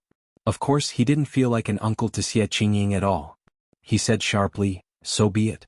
Do you need to give her a few red packets to celebrate?" Gun Yinji, she really couldn't speak. She pursed her lips and continued to beg Lu Jin patiently, "Dad, don't say that. Young Master He is also Mother's son. Now that young Master He's father and mother are gone, he only has half a sister to me. How can I not care about his mother?" Seeing that Lu Jin's expression seemed to have softened, Gun Yinji continued, "What's more, he's the only son of lawyer Qin Suwen. Even for lawyer Qin Suwen's sake, don't you still have to help take care of her son?" Gun Yinji's last sentence moved Lu Jin. However, he was also thinking about something else and nodded thoughtfully. "It's good to keep in touch with young Master He. If young Master Hua lets you down, Dad will take you back." He wanted to say marry young Master He, but looking at Gun Yinji's raised eyebrows, he still didn't say those words. Gun Yinji didn't expect Lu Jin to have this plan. She shook her head, not knowing whether to laugh or cry. "Alright, don't think too much about it. I just want to know what's going on between young Master He and Xie Qingying. What's the use of finding out?" Lu Jin glared at her in confusion. "Are you trying to matchmake them and force them together?" Gun Yinji quickly shook her head. "Of course I won't interfere in other people's relationships. I just want to know if there's any conflict inside and if it's affected young Master He. Also, I want to comfort him and hope that he won't be defeated by this matter." Lu Jin scoffed. "He's a man. How could he be defeated by a breakup? What's going on in your head?" "But I heard that Xie Qingying was the one who suggested the breakup." Gun Yinji was also very tough. She said with a hint of anger, "What's wrong with my brother? She actually doesn't want him." This was the first update of the day, Chapter 2088, Disturbing Dreams. There were 2 updates today. At 9 o'clock in the evening the next day. A reminder for the recommendation votes and monthly votes. Moi, everyone little angels. Genius 1 second remember site address. Mobile version, M. Chapter 2101. Lu Jin hesitated for a moment. Was it really Xie Qingying who suggested it first? That seems to be a problem. She really likes He Jichu. The person she fell in love with first had already lost at the starting line. What had happened to make her quit halfway? "I think so." Gun Yinji struck while the iron was hot and said, "Can you help me get some more phone time from Miss Song?" "I can't do that." Lu Jin refused immediately. Gun Yinji was very disappointed, but she refused to give up immediately. She immediately said, "Then do you have a quantum communicator?" Do you have a quantum communicator that doesn't need magnetic energy to communicate with the other side? She looked at Lu Jin eagerly and her eyes were about to sparkle. Lu Jin's heart skipped a beat when he saw how cute she was, but he still shook his head and said with a smile, I have a quantum communicator but I can't not use magnetic energy. Then what should we do? Gu Nianji was so anxious that she paced around Lu Jin's suite. Where can I get magnetic energy? Lu Jin had just arrived and his personal laboratory had only been prepared after New Year's Day, so Gu Nianji knew that Lu Jin didn't have the kind of high-energy magnetic field energy that could support multi-dimensional communication. No. Lu Jin spread his hands and continued to smile. But I can get some magnetic energy from Miss Song. Lu Jin winked at her. Black energy? Can energy be hacked too? Gu Nianji held Lu Jin's hand and shook it excitedly. Just like a hacker. Of course. Lu Jin smiled and pulled his hand out. He went to his desk and pulled open a relatively large drawer. He took out a black cylindrical object and placed it in front of Gu Nianji. It was almost identical to the black cylindrical quantum communicator in Song Jinning's laboratory. Gu Nianji quickly pulled a chair over and sat down. She leaned over to see how Lu Jin would hack energy from Song Jinning's laboratory. She asked worriedly, Won't you get caught? Lu Jin rolled his eyes. They want to catch me? With their standards it'll take another 1,000 years. Gu Nianji, Dad, you have a 2.8-meter aura today. Gu Nianji gave Lu Jin a thumbs up and praised him for 10 minutes. Lu Jin listened with satisfaction as he connected the device in Song Jinning's study and laboratory in Lu Yuan's West Mountain Villa. With this place as a base, he connected it to the Magnetic Field Energy Laboratory of the Institute of High Energy Physics. The high-energy magnetic field energy that could support the resonance of the magnetic fields of the two worlds was stored in the basement here. Although Lu Jin said that no one would find out that he had hacked into the magnetic field energy system, he was still very cautious and did not act recklessly. He used a program to control it and only used enough energy for 10 minutes of communication. This was also within Song Jinning's scope of authority, so it wouldn't alert the system. Gu Nianji understood and said embarrassedly, You're using Miss Song as a scapegoat, aren't you? What's wrong with letting her take the blame? Lu Jin snorted. Who asked Boss Lu to cook so badly today? Gu Nianji knew that Lu Jin was venting his anger on her, but in her opinion, deliberately cooking terrible food was indeed unforgivable. She quickly said, President Lu is so bad. Serves you right. She then took the quantum communicator from Lu Jin's hand and was about to dial. However, before she dialed, she looked at Lu Jin and smiled obsequiously. She then pointed in the direction of the door, which meant for him to go out. Lu Jin stood up and patted her head. He said with a heartache, Girl, don't worry too much. Xie Qingying and He Jichu are both adults. They know what they're doing. What's the use of getting to the bottom of it? Gu Nianji nodded and said, It's useless for me to know, but I don't feel good about it even though I know. Young master, he is my brother, my only brother. Xie Qingying took the initiative to pursue my brother and then broke up with him. Is she not cherishing him anymore? If she's such a person, I'll scold her to vent my brother's anger. Lu Jin laughed. I like how my girl is protective of her own people. That's right. She has to be as warm as spring to her family, and as heartless as the autumn wind sweeping away the fallen leaves to outsiders. But girl, I'm your father. If anyone bullies me... Gu Nianji made a kill without mercy gesture and snorted. If anyone dares to bully my dad, I won't just scold them. Lu Jin laughed loudly. He was as excited as when he had solved the first world problem in physics when he was 15 years old. He walked out and even considerately closed the door for Gu Nianji. When he returned to the dining room, Hua Xiaoheng had already made 2 home-cooked dishes and placed them on the table. One was a plate of spicy stir-fried veal that was emitting the aroma of sauce, and the other was a plate of boiled mantis shrimp. Lu Jin was hungry. He quickly sat down and said, Do you have rice? Hurry up and have a bowl. Hua Xiaoheng served him a bowl of rice and said, The stewed ribs with lotus root aren't ready yet. Do you want to wait for a while before eating? No need, no need. I'll eat first, then drink the soup and eat the ribs. Lu Jin refused without hesitation. He picked up his chopsticks and began to concentrate on eating. Hua Xiaoheng's cooking skills were no worse than Lu Yuan's, but he didn't want to show it. But today he didn't hide it. The 2 home-cooked dishes made Lu Jin beam with joy. He didn't even have time to praise him. He ate like a tornado and quickly finished the food. Hua Xiaoheng brought him another glass of water. Lu Jin took a sip of water and said contentedly, Xiaoheng, it'll be good if you can do this in the future. Hua Xiaoheng? He had good taste. Hua Xiaoheng smiled slightly and said calmly, Nianji called young master he again? Lu Jin didn't notice and nodded. Yes, she said she still had something to say. She insisted on asking Xie Qingying why she broke up with young master he. She felt sorry for her brother and was afraid that he would be defeated. Ha! Hua Xiaoheng didn't know what expression to make in response. Lu Jin looked up at him and said with a smile, You're not jealous, are you? Hua Xiaoheng. He also smiled and said, Young master he is Nianji's brother. Why would I be jealous? It's not like I'm stupid. That's right. Lu Jin nodded in satisfaction and said with emotion, Nianji is family to He Jichu, but it's romantic love for you. In romantic love there will be jealousy, unwillingness, greed and a strong desire to be exclusive. You will want the other party to reciprocate the same feelings. Without these, don't say that you have romantic love. But family love is different. Family love is the purest. It just wants the other party to be well, to fight for the other party, and to worry that the other party will suffer. And this kind of relationship is completely selfless and doesn't ask for anything in return. Hua Xiaoheng listened for a while and smiled. Not necessarily, right? The relationship between some couples can also reach this stage. To what stage? To hope that the other party will be well, worry that the other party will suffer, and not ask for anything in return. This is the relationship between husband and wife. It has already sublimated from love to family love. It can't be said that it's not good. Lu Jin shrugged. My father is a psychologist. I'm still very convinced by his theory. Hua Xiaoheng thought about it carefully and felt that Lu Jin's words made sense. For example, he loved Nianji so much that he could not ask for anything in return. He loved her and could die for her, but if she didn't love him, he would feel that he would rather die. In Lu Jin's suite, Gu Nianji finally dialed Xie Qingying's number again.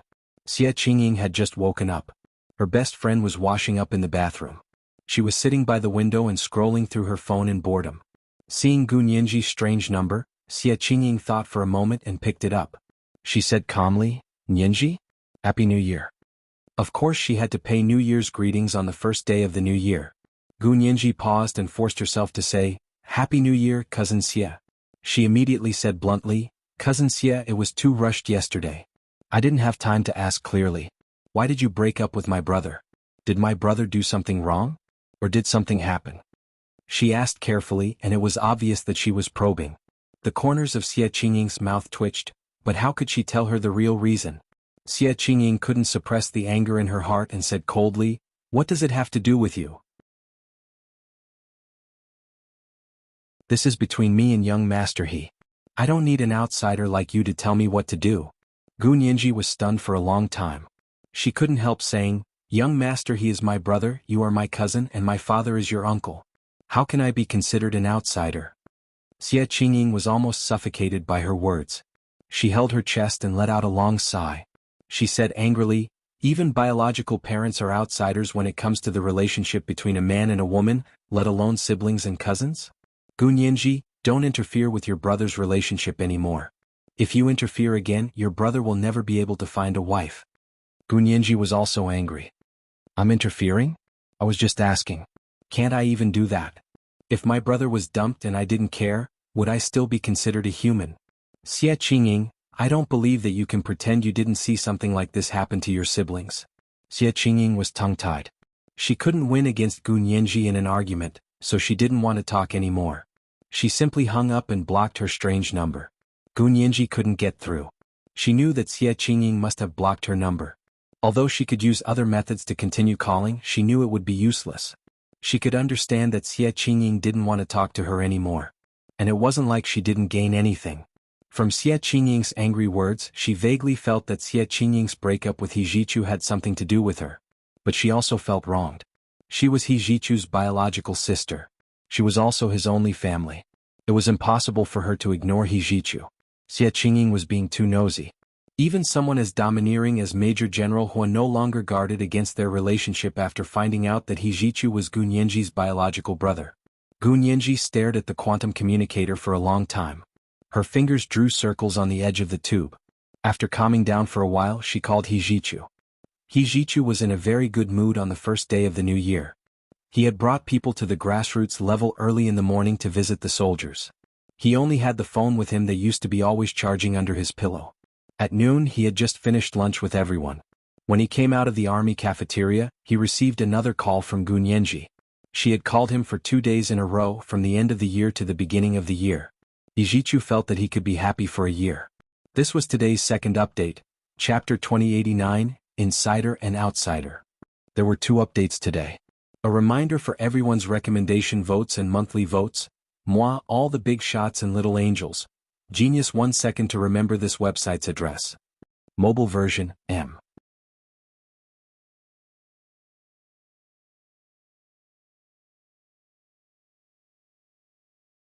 Chapter 2102. Nyenji, you're visiting me on the first day of the new year? Come, I'll give you a big red packet. Hijichu's voice was light and elegant, with a sense of joy and calmness from the bottom of his heart. Gun Yenji, she didn't know if she should curse at him. She was extremely worried about him, but he was in a good mood. He could even tease her. Gun Yenji wiped the sweat off her forehead speechlessly. She felt that she might have been worrying too much. It seemed that even though Xie Qingying had dumped Hijichu, it was still unclear who had dumped who based on their current situation. Of course, Gun Yenji was completely on Hijichu's side. Seeing that Hijichu wasn't sad, she didn't have to bring it up. The doubts and anger she had felt at Xie Qingying's side vanished in an instant. Gun Yenji's mood was like spring in March, so bright that she forgot about her sadness. She giggled and said, "Brother, you only know how to lie to me. How could I receive your red packet?" Hijichu couldn't help curling his lips. His sparkling almond-shaped eyes flashed as he said, "I'll keep it for you for now. I'll transfer it to you when I have the chance." Gun Yenji scoffed. "Oh. Unless you can use quantum communication to connect the blockchain of the 2 worlds. However, the Bitcoin on our side has plummeted. Even if you can transfer it, it'll be free money." Hijichu raised his black leather-gloved hand and covered his lips with a smile. "That's a good idea. Why don't you tell your dad? Maybe he can make it happen." "Huh. I was just spouting nonsense." Gun Yenji was a little embarrassed. "Don't tell my dad." She didn't want to take up too much of Lu Jin's time for her own selfish reasons. That was because Lu Jin didn't actually have any particularly lofty ideals. His attitude towards science had always maintained a childlike innocence. That was to conduct scientific research because he liked to do it, not because he had to. Gun Yenji knew that the idea she had just proposed would be very attractive to Lu Jin. All his energy might be used in this area. What was the point? Lu Jin's intelligence should be used where he was more needed. Gun Yenji laughed it off and glossed over the matter. She then said, "Brother, you're single now. Don't just work all day. You have to find yourself a girl you like to take care of you." The smile on Hijichu's face faded. He stood on the sidewalk outside the military cafeteria and looked at the empty field in the distance. His voice was calm as he said, "Okay, you want me to get married? I'll definitely find you a good sister-in-law." Gun Yenji choked and said anxiously, "It's not that I want you to get married, it's that you don't want to get married. I'm not forcing you to get married. Don't twist my words." She was so anxious that her voice had changed. Hijichu's heart softened. He chuckled and said, "Okay, don't worry. I didn't misrepresent what you meant. I understand that you care about me." Gun Yenji nodded solemnly. "I really didn't mean to force you. You have your own life. You must have your own ideas about what you want to do. As your sister, I always want you to have a good life. This is my only request." Hijichu closed his eyes and grunted. "I know." After a while he couldn't help but say, "What if I can't find someone to marry?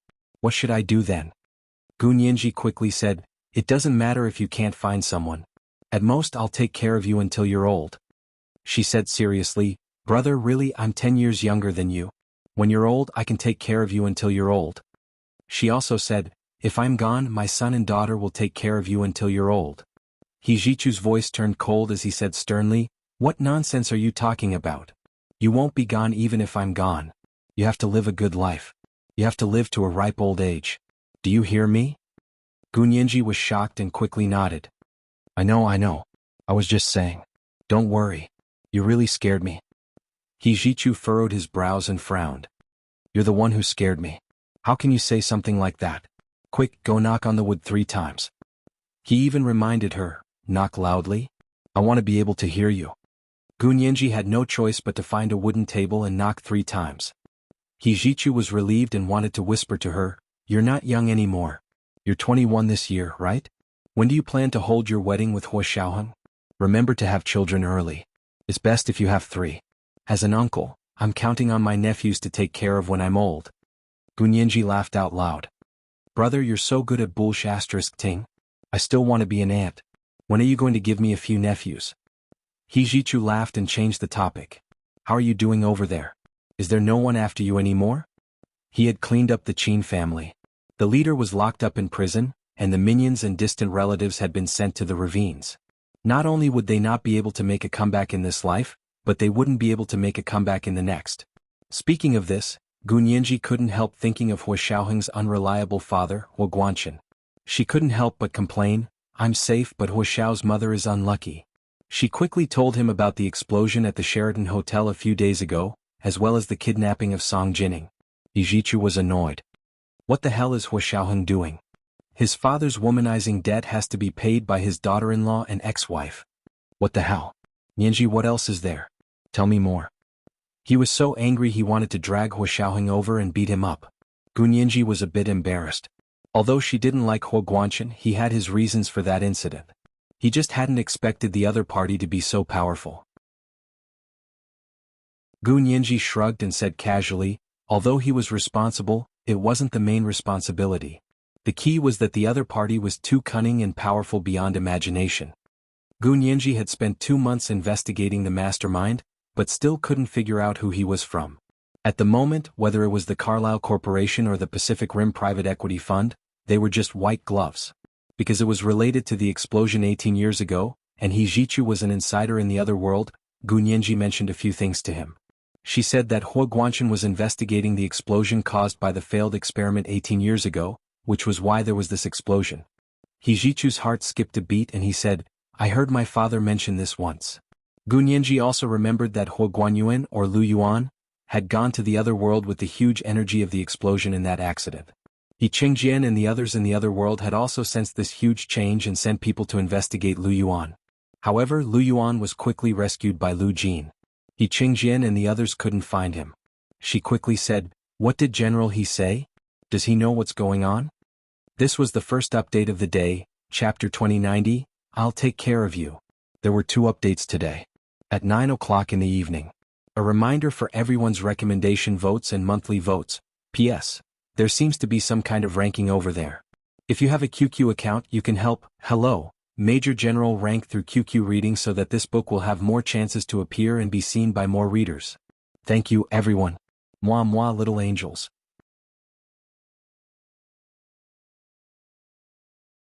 Chapter 2103. Hijichu sighed helplessly. He actually didn't want to waste precious time talking about such things. However, Gunyenji's interest was piqued, so it was obvious that she wouldn't be interested in other topics. What could he do? Of course he would follow her wishes. Hijichu cleared his throat. There was no one within 3 meters of him.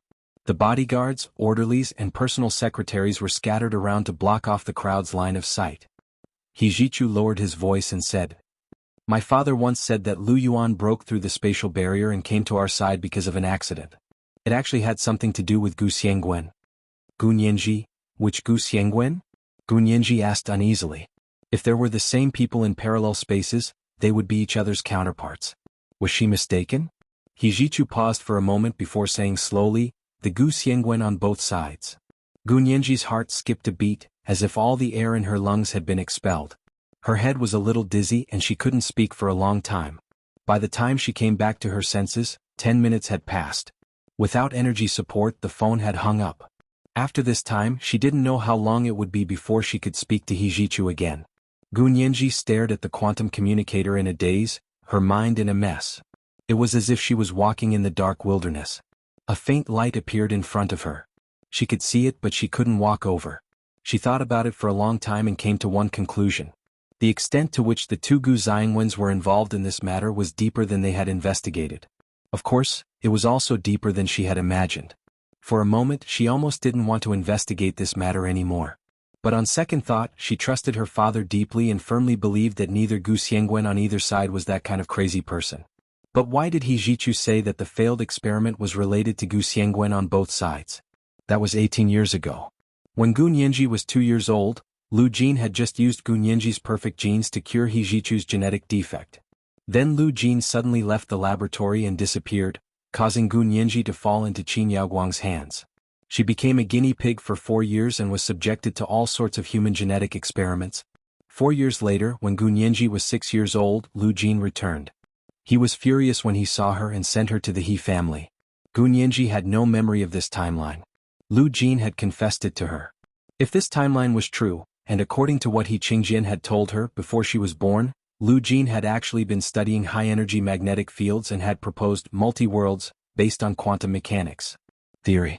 However, this was all done by Lu Jin, who was also Gu Xiangwen from the other world, her real biological father. She had never seen the Gu Xiangwen of this world come up with the same theory or conduct the same research.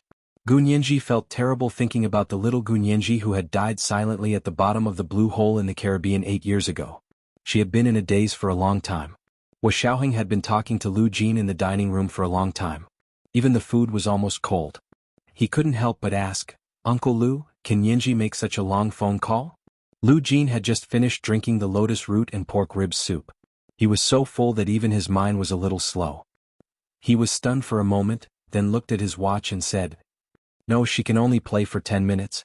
If there are any more, Miss Song will give me trouble." Wu Xiaoheng suddenly stood up. "I'll go take a look."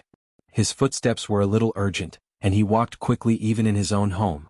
Lu Jin narrowed his eyes as he looked at Wu Xiaoheng's back and nodded in satisfaction. His own daughter was hurting for him, so he wouldn't let his daughter suffer any more grievances.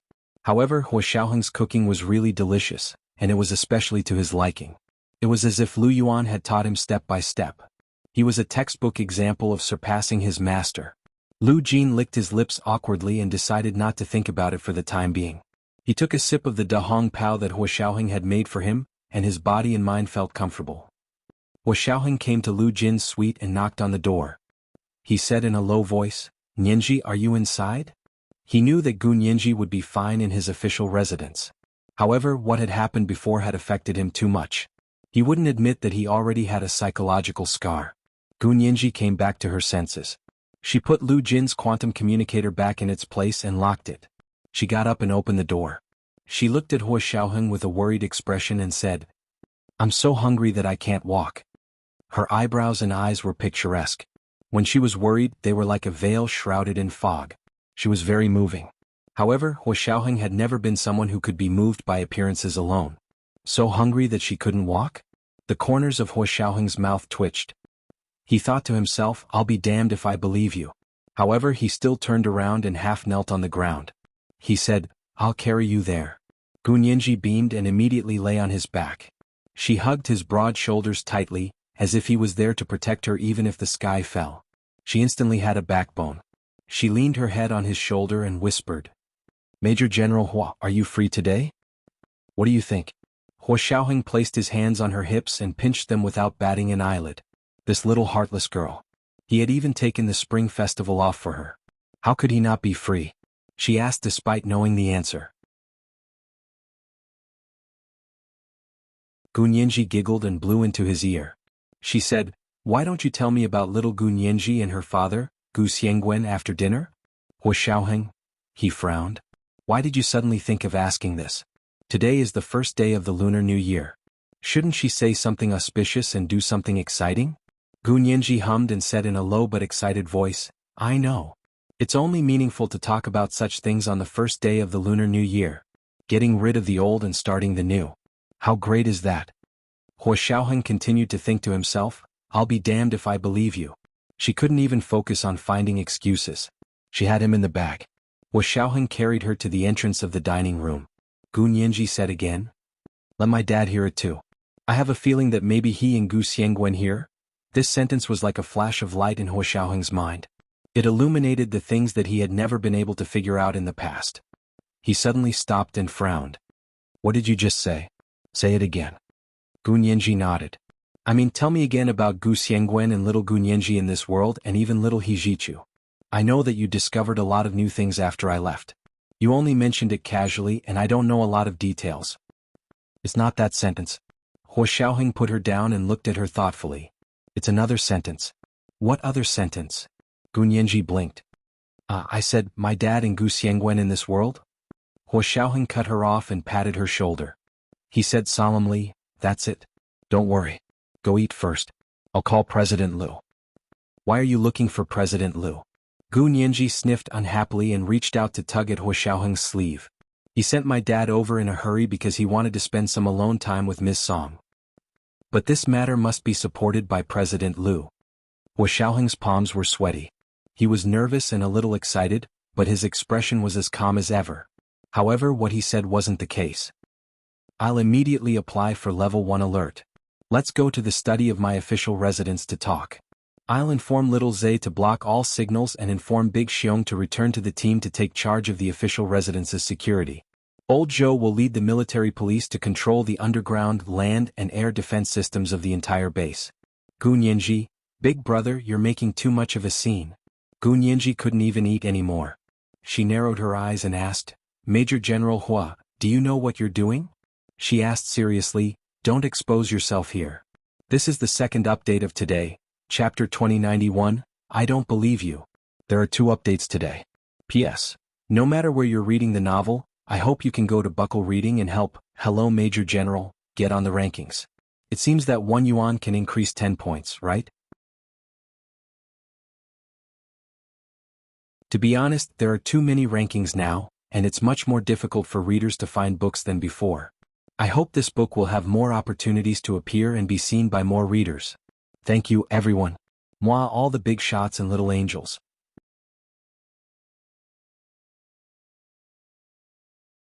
Chapter 2104. Hua Xiaoheng thought about it for a minute and said seriously, you have a point. He turned to the study and used the landline to issue an order. Special Operations Forces Headquarters Base on Level 1 Alert. Colonel Zhao Yangze, block all electromagnetic signals inside and outside the base. Colonel Yin Shixiang, return to the team immediately and be in charge of all security inside and outside my official residence. Colonel Zhou Qiyuan, lead the military police to control the underground, land, and air defense systems of the entire base. Take note, all of this must be carried out in secret. Be relaxed on the outside but tight on the inside. Don't alert the enemy. Gu Nianji followed him in and heard that Hua Xiaoheng had finished assigning tasks. The corners of her mouth twitched. Didn't they still have to make a big fuss? It was just that the method had changed so that unrelated people wouldn't be alerted. After all, today was the first day of the new year. Everyone still had to celebrate in a happy and peaceful atmosphere. Hua Xiaoheng then called Lu Yuan and said, Xiao Lu, come to my official residence with Miss Song for dinner today. I'll personally cook. You can also take a break. Lu Yuan had just sent Lu Jin to Hua Xiaoheng's official residence and had only been back home for a few hours. Hua Xiaoheng wasn't a petty person. Was he so polite to suddenly invite him and Song Jining to dinner in the city? Lu Yuan narrowed his eyes and said calmly, okay, but we might not be able to leave the city at night. No problem, I have enough rooms for you to stay here. Hua Xiaoheng's voice was neither fast nor slow, and he even had a slight smile on his face. He looked like a completely different person from the person who had just given the order. Gu Nianji sighed at Hua Xiaoheng's shrewdness, but she couldn't look away. She liked him like this. Men who worked hard were the most attractive. Hua Xiaoheng put down the phone and turned to see Gu Nianji's black grape-like eyes almost shining like stars. His heart skipped a beat. Her gaze seemed to have honey and he felt sweet at first glance. It was really the new year. Hua Xiaoheng also thought with emotion that everything he saw was pleasing to the eye. He said to Gu Nianji, I'll call Uncle Lu over. Stay here and don't go out. His official residence's study was one of the places with the tightest security system in the entire Huaxia Empire. Hua Xiaoheng was very cautious about the topic they were going to discuss later, but it wasn't top secret yet, so many high-level security measures hadn't been put on. But with these arrangements, it was enough to ensure that their conversation would not be leaked. Moreover, he wasn't sure if there was really a problem. It was just his guess. Gu Nianji said, let me go. My dad might not listen to you if you go. Hua Xiaoheng didn't stop her. Fine, I'll go with you. The two of them arrived at the restaurant. Lu Jin was no longer there. Gu Nianji said, he should be going back to his suite. Hua Xiaoheng and she knocked on the door of Lu Jin's suite again. Lu Jin's suite was on the first floor. As soon as the door was knocked, Lu Jin opened it and asked impatiently, what is it? Is it time for dinner? Gu Nianji, they just had lunch not long ago. Gu Nianji rubbed her temples and held Lu Jin's hand. Dad, I have something to ask you. Come with me to Major General Hua's study. Lu Jin had always agreed to Gu Nianji's request, so he didn't think too much about it. he chuckled and said, "Okay, I'll lock the computer." He went back to his room and locked the screen of his computer, which was doing large-scale calculations. Then he turned around and followed Gun Yanji and Hua Xiaoheng to his study. It was Lu Jin's first time in Hua Xiaoheng's study. Not long after he came in, he said in surprise, "You have a super strong electromagnetic shield here? What happened? I remember it wasn't there just now."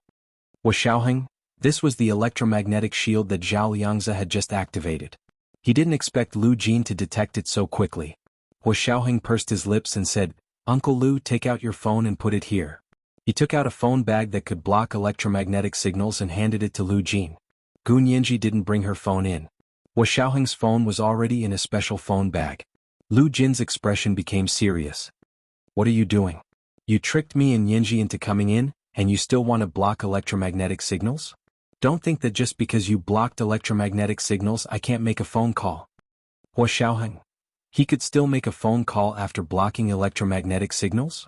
The electromagnetic shield that Hua Xiaoheng had Zhao Liangzi set up this time was so strong that even the landline phone would be affected. Lu Jin actually said that he could still make a phone call under such circumstances? Hua Xiaoheng's hand, which was holding the phone shield bag, stopped in mid-air. His expression didn't change, but his tone became more serious. "Uncle Lu, did you say that your phone can be controlled without this kind of electromagnetic interference?" Lu Jin raised an eyebrow. "What's so difficult about that? Because your electromagnetic shielding isn't as good as mine, I can crack your shielding signal." So that was how it was. Hua Xiaoheng breathed a sigh of relief. He was still worried that Lu Jin had some kind of outstanding black technology. It was still acceptable if it was just cracking the signal. Gun Yanji winked at Lu Jin. The phone that she had brought from the other world was specially made by Lu Jin for her. It could make a phone call even under the electromagnetic shield. Lu Jin smiled at her to tell her not to worry. Although Lu Jin was a patient with severe interpersonal disorder, that didn't mean that he didn't know what other people were thinking. On the contrary, he could see it too clearly, but he didn't care, so his words were especially piercing. Gun Yanji sat beside Lu Jin and sorted out her thoughts. Before Lu Yuan and Song Jining arrived, Gun Yanji decided to throw a brick to attract Jade and give Lu Jin a heads up. After all, with Hua Xiaoheng's identity here, there were some things that even she wasn't sure if she should say. Gun Yanji held Lu Jin's hand and hesitated for a moment before asking tentatively, "Dad, how did you find out that President Lu suddenly appeared in the other world 18 years ago?" Lu Jin's heart had been pounding because of Hua Xiaoheng's actions. He didn't know what he had discovered again.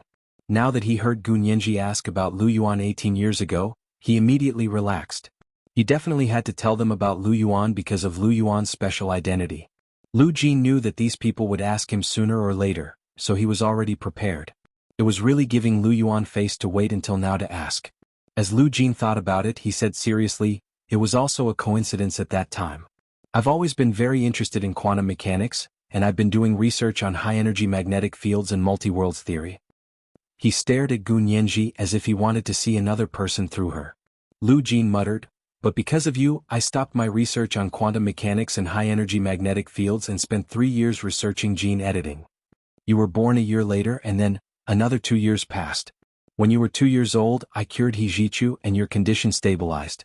This proved that my gene editing was perfect." Gun Yanji nodded. "That means that 21 years ago, you were mainly engaged in research on high-energy magnetic fields and multi-worlds theory." "Yes." Lu Jin said casually, "It's my old profession after all, so I noticed the change in the magnetic field of the other world as soon as it appeared. 10 hours later, I took my own private plane to the Tunguska region of the Soviet Union and picked Lu Yuan up before that old man He Qingjian." "Really?" Gun Yanji smiled. Hua Xiaoheng sat beside her without saying a word, but his gaze never left Gun Yanji's face. Seeing her expression, Hua Xiaoheng knew that Gun Yanji was digging a hole for someone again. This is today's first chapter. Chapter 2092, Taking the Lead. It's 2 o'clock today. At 9 o'clock in the evening the next day. A reminder for the recommendation votes and monthly votes. Moi, everyone little angels. Genius 1 second remember site address. Mobile version, M.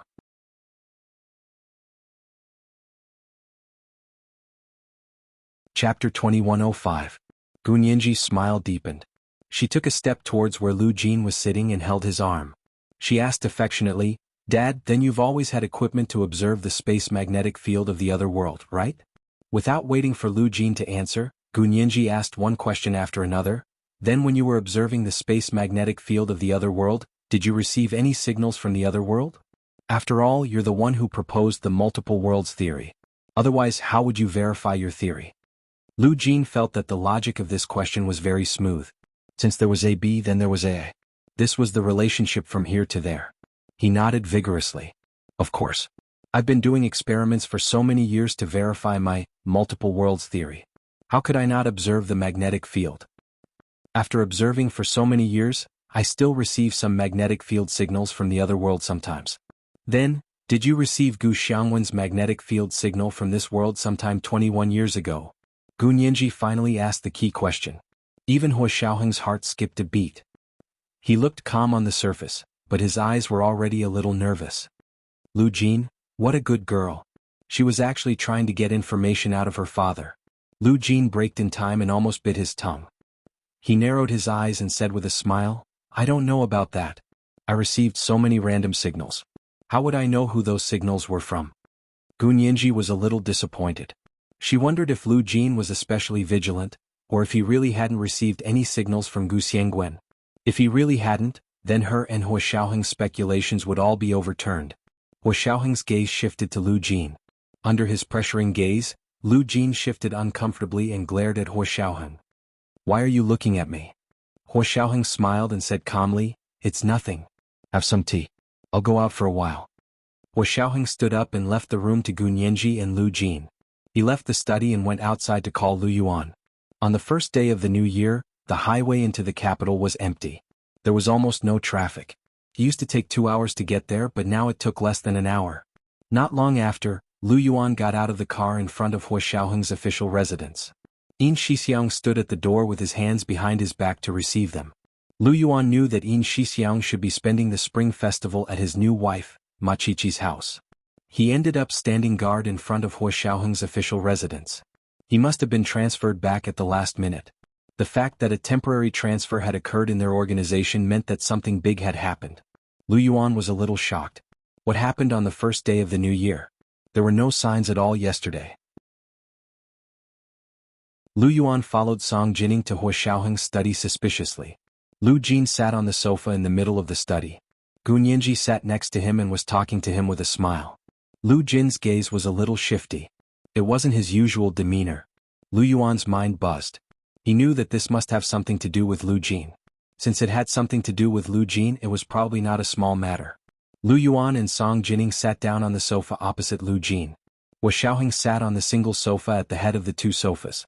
It was the seat of the host, the seat of the judge, and the seat of the superior. He nodded at Lu Yuan calmly and said, President Lu, you're here. I'm sorry to call you and Miss Song over on the first day of the new year. Aren't we having dinner? Lu Yuan smiled and teased. What's there to be sorry about? Hua Xiaoheng also smiled. We definitely have dinner, but before dinner, I have a few questions to ask President Lu. Lu Yuan nodded. I knew it wouldn't be easy for Xiaoheng to eat. As long as it's not a Hongmen banquet, it's fine. Only then did Song Jining feel that the atmosphere in the room wasn't right. She looked at Lu Yuan uneasily, then at Lu Jin. Finally, her gaze fell on Gunyanji's face and she asked inquisitively, Yanji, what happened? Gunyanji looked at her with a smile. It's nothing. Major General Hua and I just want to find out what happened 18 years ago. So it was still related to the explosion that failed the experiment. Song Jining revealed a puzzled expression and nodded in deep thought. I've been thinking about this since Christmas. I always thought that the experiment failed because there was something wrong with our data, but after Christmas I realized that it might not be that simple. Is it possible that it was really man-made?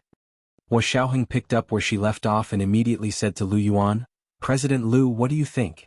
How did you meet Uncle Lu in the other world? Lu Jin's gaze became even more erratic. He didn't dare to look at Lu Yuan's face. Lu Yuan glanced at him quickly and said to Hua Xiaoheng, It's a long story. At that time, I only remember that the laboratory suddenly shook, but it wasn't the kind of earthquake but an extremely low-frequency vibration. Originally, this kind of low-frequency vibration shouldn't have caused an explosion of that magnitude. We were still in the midst of an emergency evacuation. However, before everyone could run to the door, an extremely bright white light suddenly flashed from the center of the laboratory. Everyone was surprised and turned to look at the white light. I felt that something was wrong, so I immediately closed the laboratory door. Lu Yuan closed his eyes.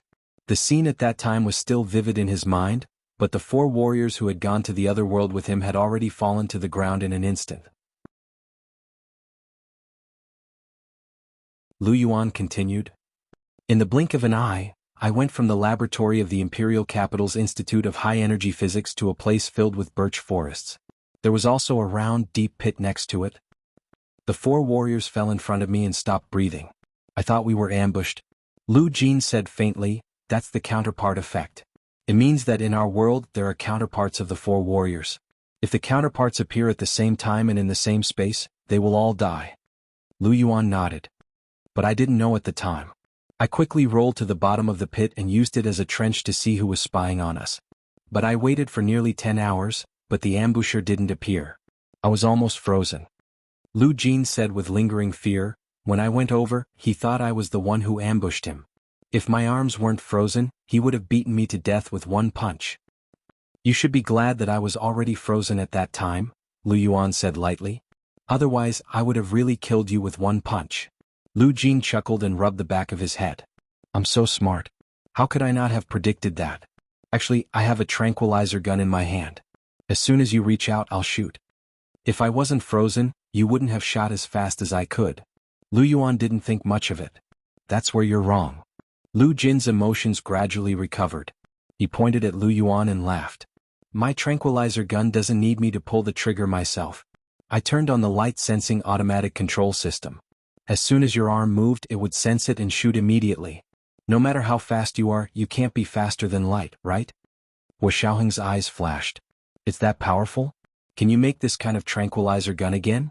Let us broaden our horizons. I can, but it's too difficult and expensive and the accuracy is very low. It's only useful at very close range. Lu Jin shook his head and saw through Hua Xiaoheng's thoughts at a glance. Even if I spend a few years to make one, I'll only give it to my girl to protect herself. It's impossible for me to equip you on a large scale. The high price-performance ratio will make you retreat. When he heard that it would take so much time to make such a tranquilizer gun, and the accuracy was low, Hua Xiaoheng immediately gave up on the idea and changed his words. Then make one for Nianji. I'll be able to broaden my horizons then. That's more like it. Lu Jin nodded with a smile. You pay and I work. It's only right. Hua Xiaoheng. Lu Yuan saw that Lu Jin had changed the topic without batting an eyelid. He was amused and gently reminded him. Later, Lu Jin started to ask me if I was from the other world and why I looked like this. Although I was also very handsome, I shouldn't have. These were Lu Jin's original words. Lu Jin blushed in embarrassment. Gu Nianji? What did he mean? This was today's second chapter, chapter 2093, although he's handsome, it shouldn't be. It's 2 o'clock today. A reminder for the recommendation votes and monthly votes. Moi, everyone little angels. Genius 1 second remember site address. Mobile version, M.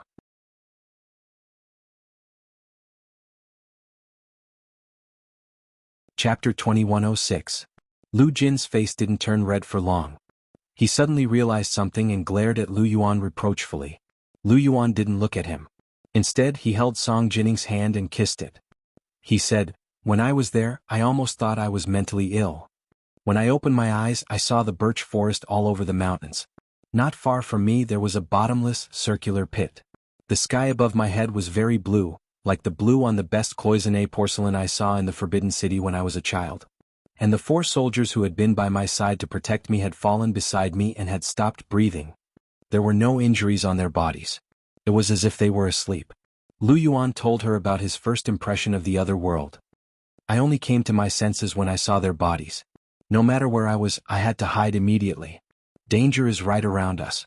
Who knows which enemy it is? Lu Yuan's gaze shifted to Lu Jin. He smiled and said, until I saw Professor Lu. He looked different then. Gu Nianji came back to her senses and smiled. Really? You also think that although my father is very handsome, he shouldn't be, right? She repeated what Lu Jin had said. The corners of Lu Jin's mouth twitched awkwardly. He sat on the sofa like he was sitting on pins and needles. He wished he could stand up and leave the study. But Hua Xiaoheng had made so many preparations. Where could he escape to?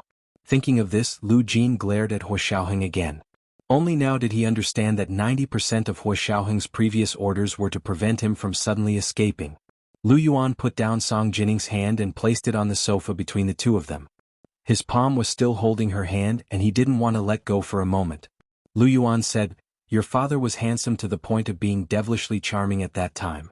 When he smiled at me, I shivered in fear." Gun Yanji, was that a compliment? Lu Jin, on the other hand, became smug. He placed one hand on the armrest of the sofa and crossed his legs to make a devilish gesture. He smiled and said, "That's true, girl. No matter what level of school your father was in, he was always a prince charming in the school hunk." The corners of Gun Yanji's mouth twitched. No matter how hard she tried, she could not associate Gu Xiangwen's refined and gentle face with the word, devilishly handsome. According to the principle of correspondence, Gu Xiangwen and Lu Jin had the same DNA, so they should look exactly the same. Lu Jin's current appearance was that of an ordinary passerby.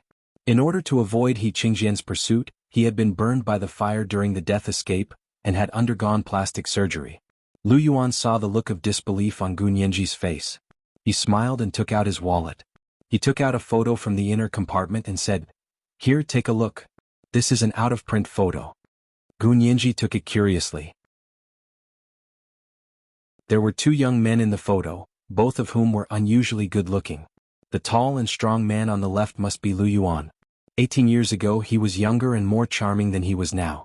He stood under a rock with his hands clasped behind his back, looking like a lonely pine tree. The man on the right was tall and thin, but he didn't look weak. His eyebrows were neat, and his face was extraordinarily handsome. He looked exactly the same as Gu Xiangwen, whom Gun Yanji had seen before.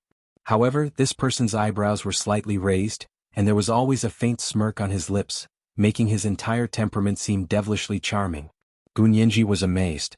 It turned out that a person's appearance was more important than their facial features. Even if they had the exact same appearance, because of their different temperaments, the impression they gave people could be completely different. She looked at it again and again, unable to put it down. Suddenly she took out her small wallet and took out a photo. "This is a photo of Gu Xiangwen here."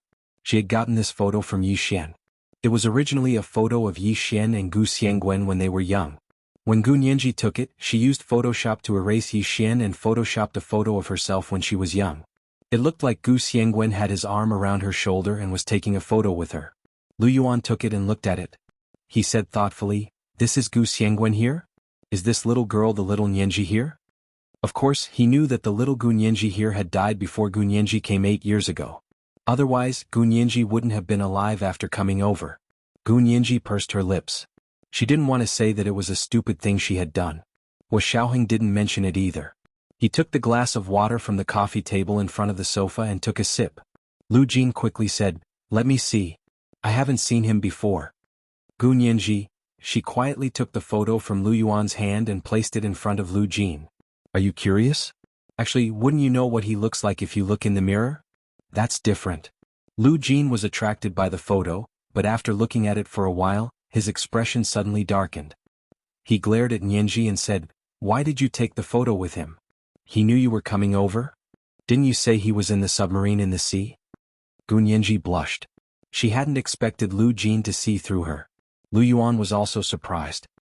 He walked over to take a look, then looked at Gun Yanji and said, "Is that you?" Gun Yanji's eyes quickly welled up with tears. She closed her eyes and choked with sobs. "At that time I thought he was my father. I missed him very much and wanted to have my own parents, so I asked for this photo from someone else and photoshopped it again to Photoshop me." As she spoke, she took out Yi Xian's original photo and showed it to them. Lu Jin's eyes turned red when he heard this. He couldn't care less about looking at the original photo. He grabbed Gun Yanji's hand and choked with sobs. "Girl, let's not Photoshop. Come, take a few more photos with Dad." Gun Yanji, that wasn't the point. She took a deep breath and grabbed Lu Jin's hand. "So you've been in contact with Gu Xiangwen here for a long time? You've planned to send people over and over? In that case, when you contacted Gu Xiangwen here, I wasn't born yet. I didn't even have the possibility of being born. So what exactly are your plans with Gu Xiangwen here?" The corners of Lu Jin's eyes twitched. His mind raced and he didn't know how to respond to Gun Yanji's question. Lu Yuan walked back to the sofa opposite him and sat down. He held Song Jinning's hand and looked at her. "Jinning, do you still remember why we started this experiment together?" Song Jinning nodded heavily. "Of course I remember." She also looked at Lu Yuan and said with a warm smile, My father mentioned it to me. It was Senior Colonel Hua Guanyuan who suggested it to the organization. He said that he had made contact with a very powerful overseas Chinese scientist. That person took the initiative to provide him with information in hopes that our country could quickly carry out experiments on high-energy magnetic fields. The purpose of this experiment is to use the energy of high-energy magnetic fields to find the same magnetic resonance frequency as the other world. As long as we find the same resonance frequency, we can open the wormhole beside us and go to the other world. Because Mr. Hawking said that the wormhole is actually right beside us. This was today's first update, Chapter 2094, The Origins of Cooperation. Today was the second update. At 9 o'clock in the evening. Today was Monday, a reminder for everyone's recommendation tickets. Moi, all the big shots and little angels.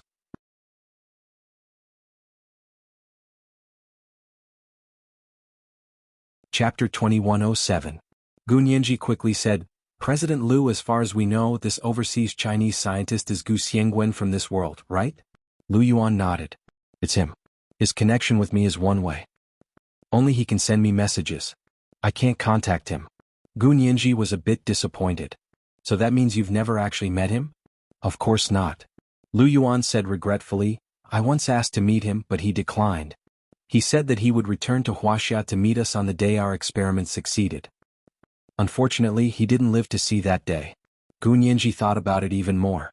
She propped up her chin and said in a low voice, If you've seen Gu Xiangwen in this world, then you'll recognize him at a glance when you see my dad in the other world, right? Lu Yuan laughed. I didn't recognize him at first glance, but when he introduced himself as Gu Xiangwen, I thought he was the scientist who gave us the news. Of course, I soon realized that he wasn't Gu Xiangwen from the other side. I was in the other world. As he spoke, Lu Yuan looked at Hua Xiaoheng and said, You guys seem to have known about this a long time ago. Where did you guys find out? Hua Xiaoheng had long known about all of this. At this moment he said, More than a year ago, we discovered that President Liu had stored some data and important information in a safe in a foreign bank. Gu Nianji immediately said, I still remember one of the letters. She glanced at Lu Jin faintly, then shifted her gaze to Lu Yuan and slowly began to recite. Mr. Hua, this high-energy magnetic field data was measured by me. I am willing to hand it over to you. I hope that the Wuxia military can start the high-energy magnetic field experiment as soon as possible. As far as I know, the United States, Japan, and Germany are all conducting experiments in this area to varying degrees. As a descendant of Wuxia and a scientist, I have the obligation to remind my motherland. Although I have never returned to China, and I am not a citizen of China, China is still my motherland. It is the motherland of my ancestors, and it is also the motherland of my descendants. His only wish was for Wuxia to prosper, have a strong military, be able to resist all foreign invasions, protect its people from being slaughtered, and protect its land from being trampled. Sincerely, Gu Xiangwen. Hua Xiaoheng could still remember how he had felt when he had first read the letter. He who could remain calm even if Mount Tai collapsed on top of him, had his eyes redden at that moment. It was a thin piece of paper, but it weighed 1,000 caddies in his hands. This was because it carried the undying faith and determination of the Wuxia people for the past 100 years to save the nation from extinction. This nation had gone through many disasters in the past 5,000 years, but they had stood up again and again from the ruins, walking to the forefront of the world. It was all because of these wise, powerful, and unyielding Chinese people. Only then did he understand where the military's secret experiments originated from. However, half a year later, Gu Nianji had disappeared. The magnetic channel in the opposite space had opened, and the door to the new world had opened. He vaguely felt that Gu Xiangwen's letter had only let them see the bright side of the moon facing them. There was another side which people called the dark side of the moon. It was always hidden in the darkness. Lu Jin heard the letter and immediately said, I didn't write it. Lu Yuan said indifferently, Of course it's not you. It's our Gu Xiangwen. He took a deep breath and said emotionally, At that time Mr. Gu Xiangwen gave the original data of his successful experiment to the Wuxia military for free. He also told us not to fall behind other countries. Because we all know that if we fall behind, we will be beaten. Because the international community is still governed by the rules of the jungle. No one gives the weak in the international community the same respect as the law and etiquette. Here there is only one voice, and that is the voice of the strong. And no country feels all of this more deeply than Wuxia, which has experienced 100 years of war and fallen from the peak of glory to the abyss of darkness. Gu Nianji remembered what Song Jining had once said to her. She clapped thoughtfully and said, I understand. At that time when I saw the data I asked you, has anyone succeeded in this experiment before? You said of course. It was my father, Gu Xiangwen, who had succeeded before. He was also the only person on the entire blue planet who had succeeded. The evidence is these raw data. Anyone who has done this experiment knows that if it has not been successful, there would not be these raw data. Gu Nianji's gaze also fell on Lu Jin's solemn face. Ms. Song also said that the repeatability of this experiment is different from other experiments. For other experiments, as long as the successful data is produced, everyone can replicate it. But for this experiment, because the experimental conditions are so different, no one can replicate other people's experimental conditions, so it's impossible to replicate the experiment completely according to other people's data. But having a set of successful raw data is also very important, because it points you in the right direction just like marking coordinates on an unfamiliar road. If you follow the coordinates, you will be able to reach the other side of success. If you don't have this set of successful raw data, you might not even be able to touch the edge of that road. This raw data can help us find the right path. But finding this path doesn't mean that we've reached the end. To finish this path we still have to rely on ourselves to explore. But with this set of raw data we can greatly shorten the time we need to explore. Gu Nianji hugged Lu Jin's arm. At that time I was thinking, how did Gu Xiangwen succeed on his own? This was too unbelievable to me. I knew that my father, Gu Xiangwen, was a genius, but I never thought that he would be such a genius. Song Jining smiled and looked eagerly at Lu Jin, who was a little embarrassed. I also want to know this. If I have the chance to meet your father, I will definitely ask him a lot of questions about physics. Lu Yuan clapped his hands and looked at Lu Jin, who was beginning to feel uneasy with a faint smile. Now we know how Gu Xiangwen from this world relied on one person to complete this experiment that many large countries couldn't even complete with the strength of the entire country. Hua Xiaoheng also concluded, since Gu Xiangwen's experiment in this world has been successful, that means that he has discovered the same magnetic resonance frequency as the other world. Uncle Lu, did he once open a wormhole in the Caribbean blue hole and connect with you? Gu Nianji thought of the sea that flashed with blue lightning and gasped. She still couldn't forget the pain of being electrocuted all over her body. Lu Jin's gaze swept past the faces of the three people in the study, and finally landed on his daughter, Gu Nianji, who was beside him. He raised his hand to stroke the messy hair on her forehead and said with a smile, "Are you guys interrogating me?" Gu Nianji hugged his arm even tighter and said affectionately, "Dad, we're not interrogating you. We just want to know how much contact you have with Gu Xiangwen from this world. As you know, he was hunted down and died in a submarine at the bottom of the sea. We all thought that the experiment back then was an error in the data, but now we've discovered that there seem to be traces of human interference. If you can tell us about your contact with Gu Xiangwen from this world, we might be able to find more clues." Hua Xiaoheng said very sincerely, "Uncle Lu, the problem now is not only to find out the truth about the failure of the experiment 18 years ago. The bigger problem now is that the person who messed up the experiment back then has appeared again, and he has his eyes on Miss Song and Nianji. If it was just Song Jining's safety, Lu Jin might not have been too excited. However, when it came to Gu Nianji, it was his sore spot."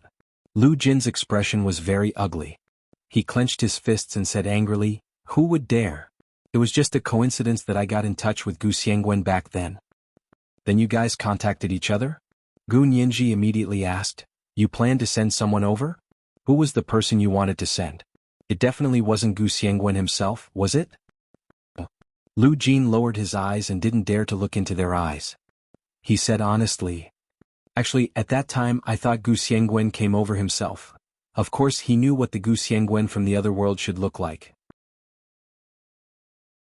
He looked exactly like himself, that was why he said that. But don't you know the principle of corresponding bodies?" Gu Nianji was dumbfounded. Lu Jin rubbed his nose and said embarrassedly, "In the beginning, we didn't know that corresponding bodies couldn't survive in the same spacetime. It was after I saw President Liu and checked the 4 dead soldiers that I realized that there was a fatal flaw in our theory." He spread his hands helplessly and said, "Actually, it's not as mysterious as you think. At that time, I established contact with Gu Xiangwen here, and we even tested the frequency of magnetic resonance. But we hadn't thought of sending anyone over or going over, because our experimental data hadn't matured yet. It turns out that our caution was justified." Hua Xiaoheng's expression turned serious. Wu Xiaoheng's expression grew solemn. So you're saying that the consequences of that failed experiment were also an accident to you? Yes, it was a complete accident. That's why I left Nianji in the laboratory in a hurry and came to see for myself what was going on. Lu Jin thought of the 4 years he had spent in the laboratory studying magnetic resonance and why the 4 soldiers had died.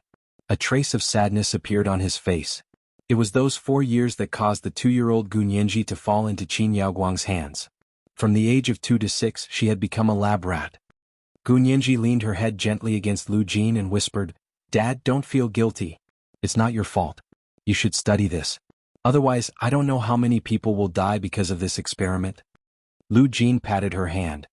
"I can do better. I can take you away from Qin Yaoguang's biological genetic laboratory and bring you to my own physics laboratory. But when I discovered the loophole in the theory, I was completely attracted. I just wanted to solve this problem immediately." Lu Jin pounded his head, very annoyed. Wu Xiaoheng also rubbed the space between his eyebrows. The other side of the experiment had surfaced, but it still couldn't solve their problem.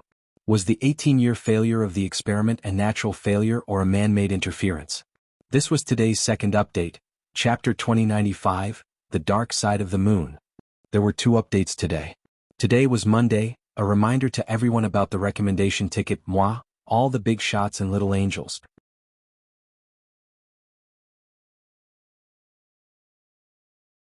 Chapter 2108. Wu Xiaoheng's study was silent for a while. No one spoke and no one wanted to speak. Everyone was thinking quietly. Gu Nianji's mind worked quickly, and she was in the rhythm of a lawyer's trial. When she thought about the problem, there was almost no personal bias. She snapped back to reality and was the first to ask, "Then how did you get in touch with Gu Xiangwen?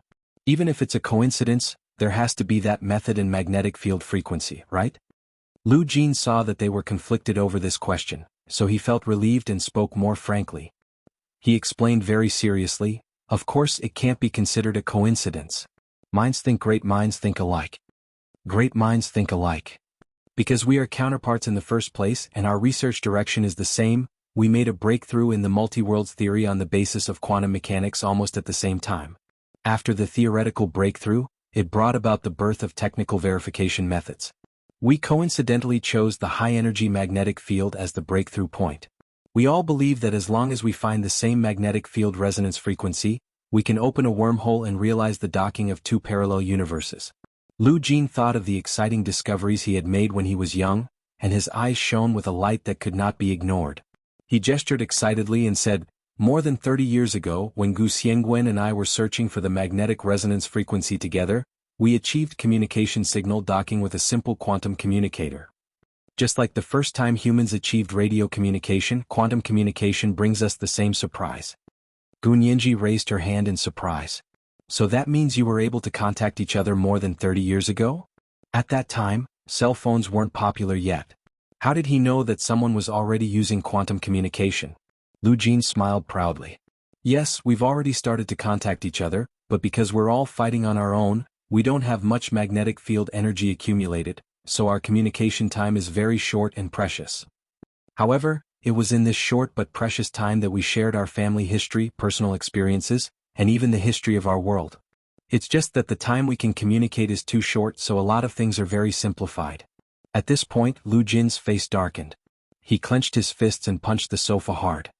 "One day, Gu Xiangwen told me that he had no choice but to flee because he had offended the Japanese." Gu Nianji's heart skipped a beat. "Ishihara Bai-san?" Lu Jin nodded heavily and pointed at the air. "It's this rotten person. Over here, Gu Xiangwen produced a major research result in his 20s, while Ishihara Bai-san was already in his 30s. The Gu Xiangwen over here has always hated him. He called him trash. Do you think you can compete with me?" Ishihara Bai-san committed suicide out of humiliation. Actually, he committed suicide because he couldn't beat Gu Xiangwen. What does that have to do with Gu Xiangwen? Are you going to be sentenced for ridicule? Lu Jin sneered disapprovingly. But the Ishihara family here actually cooperated with the Japanese Secret Service and started to hunt down Gu Xiangwen. In the end, did his whole family die at the hands of the Japanese? Gu Nianji recalled how she had used chaos mathematics to calculate the deaths of Ishihara's grandfather and grandson. She sighed deeply and said, "I've avenged Gu Xiangwen's family here. As she spoke, she looked at Hua Xiaoheng and told him about how she had fought with Ishihara Baisan's son, Ishihara Taro, using chaos mathematics to fight a battle of wits and courage. Actually, it had only happened less than 2 years ago. Now that she thought about it, it seemed like a lifetime ago. Lu Jin's heart surged when he heard this. He couldn't help but praise her vigorously. You deserve it. This is how you should deal with these rotten people. My girl is a math genius. Better than me. This is a proper example of the student surpassing the master. I won't accept any rebuttals. Lu Yuan, Hua Xiaoheng, Song Jining. He spoke as if anyone would refute him. Gu Nianji smiled so much that her eyes curved, but she still knew her limits. She pulled Lu Jin's arm and shook it. She gestured with her hands and said, Dad, you're exaggerating. Actually, my math is definitely not as good as yours. It's just that chaos mathematics is not only math but also logical reasoning. I inherited my mother's strong logical thinking, so I can do it a little better than that Ishihara Taro. Speaking of chaos mathematics, Gu Nianji immediately thought of the kidnapping of Song Jining led by Kevin and Deputy Director Jia. She immediately said, Dad, you said that the person behind this attack used a method that was even more advanced than chaos mathematics. What could it be? Lu Jin looked at her and thought for a moment before saying, Girl, do you understand the Book of Changes? Gu Nianji. The Book of Changes? This stumped her. She had never learned such a thing. It doesn't matter if you don't understand. Lu Jin patted her head and said kindly, It's very simple. I can teach you. Gu Nianji, what did it have to do with the Book of Changes? She vaguely knew that the Book of Changes was a book of changes, but it was also something that ancient fortune-tellers used to trick people. Actually, the Book of Changes is a computational sutra. Lu Jin explained the Book of Changes in very simple mathematical language. The 64 hexagrams and 384 lines in it actually represent the permutations of the probability of different events. And the starting point of chaos mathematics is very similar to the mathematical nature of the Book of Changes. As Lu Jin spoke, he took out his phone and sent Gu Nianji a few copies of information. These are some of the contents of the Book of Changes that my father, your grandfather, taught me when I was young. There are also a few methods that I've figured out to make speculations about the connection between chaos mathematics and the Book of Changes. Gu Nianji's heart jumped to her throat. She was surprised and delighted. No wonder the other party was able to start planning half a year ago. If it was just chaos mathematics, it would have been impossible to start so early. Because if it was just chaos mathematics, it would need to calculate all kinds of events within half a year. There were too many calculations involved, and even the most advanced supercomputers could not withstand such a large amount of calculations. However, if they were to introduce the framework set by the Book of Changes and use the established 64 hexagrams and 384 lines to lay out the layout, it would indeed save more time, and the accuracy would be abnormally high. But other than you, who else knows about the method of introducing the Book of Changes into chaos mathematics? Hua Xiaoheng asked in a low voice. If what Lu Jin said was true, then the mastermind behind the bombing and kidnapping should also be a genius who knew about the Book of Changes and chaos mathematics. Lu Jin shrugged. I don't know about that, but the Book of Changes is also very famous in the mathematics world. It's not surprising that someone could think of the same method. I can only say that I didn't mention this idea to anyone in the other world. It was just something I did in my spare time. I wasn't particularly interested in it, so I didn't study it in depth. Lu Yuan spread his hands and said helplessly, Things seem to have gone back to square one. We still don't know anything about the mastermind from 18 years ago. Gu Nianji thought about it attentively and suddenly looked up. No, we don't know anything about the mastermind. You know who it is? Lu Yuan raised an eyebrow. Even Song Jining leaned over and looked at her expectantly. Nianji, have you thought of who the murderer is? By now, they were all convinced that the failure of the experiment 18 years ago had indeed been caused by human interference. Gu Nianji nodded, then shook her head. I still don't know who the mastermind is, but we have ready-made clues. We just need to follow the clues. She looked at Hua Xiaoheng and asked calmly, When is the court-martial going to start? Kevin and Gu Huining's case has been pushed back for 2 months. This was the first update of the day, Chapter 2096, Great Minds Think Alike. There were 2 updates today. At 9 o'clock in the evening. It was almost Christmas, so she planned to take a break to save her manuscripts at home. All the big shots and little angels.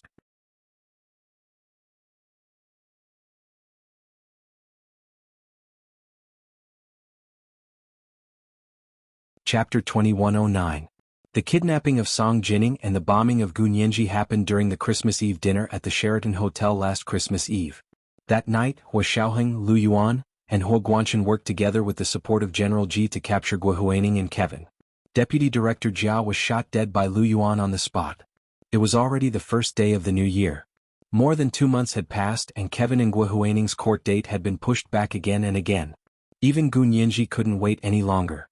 Hua Xiaoheng's face was expressionless as he said calmly, "This case is more complicated because it involves foreigners. Kevin's lawyer is currently fighting a jurisdiction case, requesting that Kevin be extradited to the United States for trial." "He's dreaming?" Gu Nianji blurted out angrily. "Jurisdiction? I really don't know what jurisdiction there is in this case. Are they fighting for personal jurisdiction, territorial jurisdiction, or protective jurisdiction and universal jurisdiction? Don't tell me that the United States also has long-arm jurisdiction over this criminal case. You'll be chopped off if you stretch your arms too far." Gu Nianji rubbed her forehead, feeling a headache coming on. Long-arm jurisdiction is generally used for civil cases related to the economy. In theory, it's not applicable for criminal cases, Hua Xiaoheng said calmly. But the United States has sent a large team of lawyers. They've filed all of the jurisdiction issues you just mentioned, including long arms jurisdiction. They're bent on extraditing Kevin back to the United States. Kevin is a senior executive of Carlyle International Investment Limited. This company is one of the best in the world. If he is really extradited back to the United States, it's almost equivalent to releasing him directly. Anyone with a brain would oppose it, Gu Nianji said disapprovingly.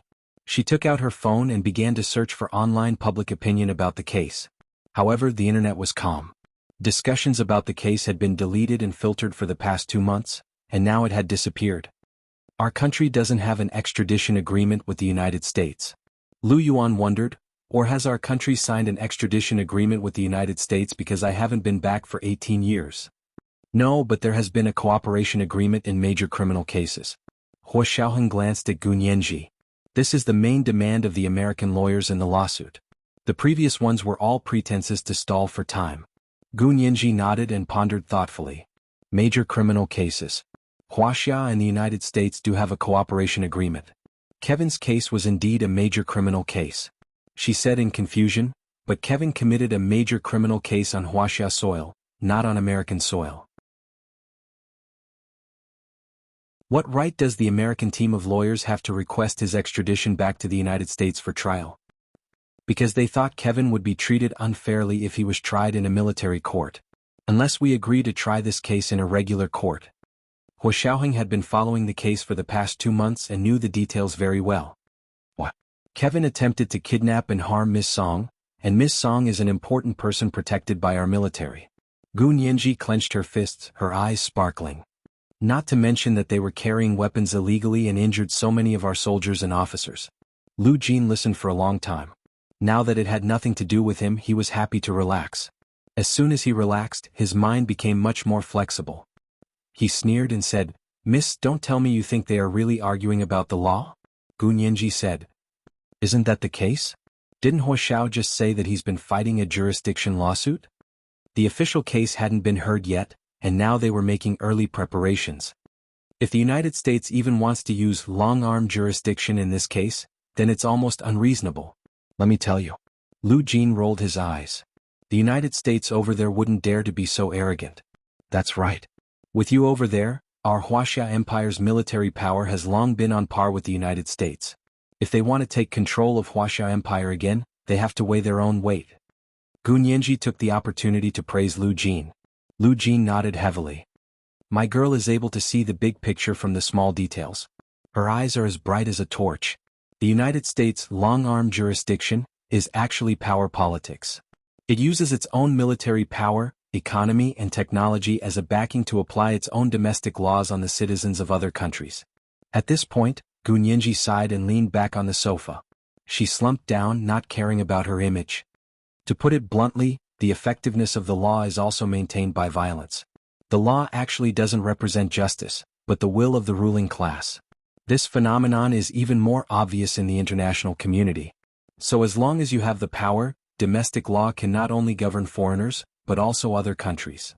Otherwise, why would the truth be within range of the canon? The same goes for the law. Lu Jin shrugged. Wherever the United States Aircraft Carrier Group can go, its long-arm jurisdiction can be enforced. Gu Nianji didn't say anything for a long time. She thought about it quietly and had already begun to look for other angles to look at the problem. If this channel didn't work, she wouldn't usually be so stubborn. She would look for another path. As long as she could reach her goal, she didn't care which path she took. After a while, she asked Hu Xiaoheng, "What did General Ji, Speaker Long and Prime Minister Bai say?" "It's not convenient for them to express their opinions for the time being. Everything will be handled by the military court." Gu Nianji's right-hand fingers subconsciously rubbed together, and her left hand tapped lightly on the armrest of the sofa. She inadvertently glanced down at the movements of her hands and suddenly had an idea. She smiled and said, "Major General Hua, tell me the truth first. Are there people in the upper echelons on the United States side?" Hu Xiaoheng nodded slightly and didn't deny it. "Indeed there are. Otherwise, the American lawyers wouldn't have dragged on for 2 months without a real trial. It's not only the upper echelons but also a group of elites. They want our country to submit to the long-arm jurisdiction system of the United States. They claim that this is a customary norm of the international community. If we don't obey it, we will be the ones who break the rules and have no spirit of contract." Not only did Gu Nianji have a headache, but even her teeth were sore. She shook her head speechlessly and said, "Why don't you throw what the American president has done recently in their faces? No spirit of contract? Who is the one who doesn't have the spirit of contract? Besides, it's either stupid or bad to talk about contracts with European and American countries. Although that humiliating history has almost passed for 100 years, the nature of Western countries hasn't changed. They won't talk about the law with other countries unless they have no other choice." Lu Jin nodded repeatedly and praised Gu Nianji's words. "My girl is right. If you really want to talk about rules with Western countries, you'll be tricked. Will the rules they set be beneficial to you? Even if you think with a single cell of a paramecium, it won't be. Yes, my dad is still the most thorough." Lu Jin and Gu Nianji were practically praising each other in business. Lu Yuan felt that he couldn't stand it anymore and almost wanted to stand up and leave. Song Jining didn't know much about this, but this case was related to her. She wouldn't be convinced if she didn't see Kevin and Guo Huining brought to justice. Is there really no other way? Are we just going to watch them drag it out day by day? Song Jining frowned and said unhappily. 2 months is enough to make Kevin sick, Gu Nianji said faintly. If the trial doesn't start soon, believe it or not, Kevin will soon be released on medical parole for serious illness. That's the worst outcome, Hu Xiaoheng said calmly. If that's really the case, then as soon as Kevin leaves the country, we'll go overseas to enforce the law. Gu Nianji laughed and looked at Hu Xiaoheng, who was sitting at the head of the table. Major General Hua, you're amazing. We can also enforce our long-arm jurisdiction. However, even though they were joking, everyone present knew how difficult and dangerous it was to enforce the law overseas. Gu Nianji would never let Hu Xiaoheng fall into that kind of dangerous situation. She narrowed her eyes and said with a smile, "Actually, there is a way." "What method?" Hu Xiaoheng, Lu Yuan, Song Jining, and Lu Jin asked in unison. Gu Nianji tilted her head slightly and said slyly, "The great ancestor said that if we were to fight the United States, they would fight their own battles and we would fight ours. I think some of the higher-ups have forgotten that international jurisdiction is different from domestic jurisdiction. It's not an either-or relationship. Therefore, it doesn't mean that we can't try this case just because they are fighting for jurisdiction." She clasped her hands together and said, "Therefore, as long as the 3 heavyweights agree, we can hold a court at the same time. Aren't the American lawyers fighting for jurisdiction? Keep fighting them. At the same time, we will officially start the trial of Kevin and Guo Huining." This was today's second chapter. Chapter 2097, You Fight You, I'll Fight Me. It's 2 o'clock today. It's almost Christmas, so I'm planning to take a break and stay at home to write. Moi, everyone little angels, Genius 1 second remember site address. Mobile version, M.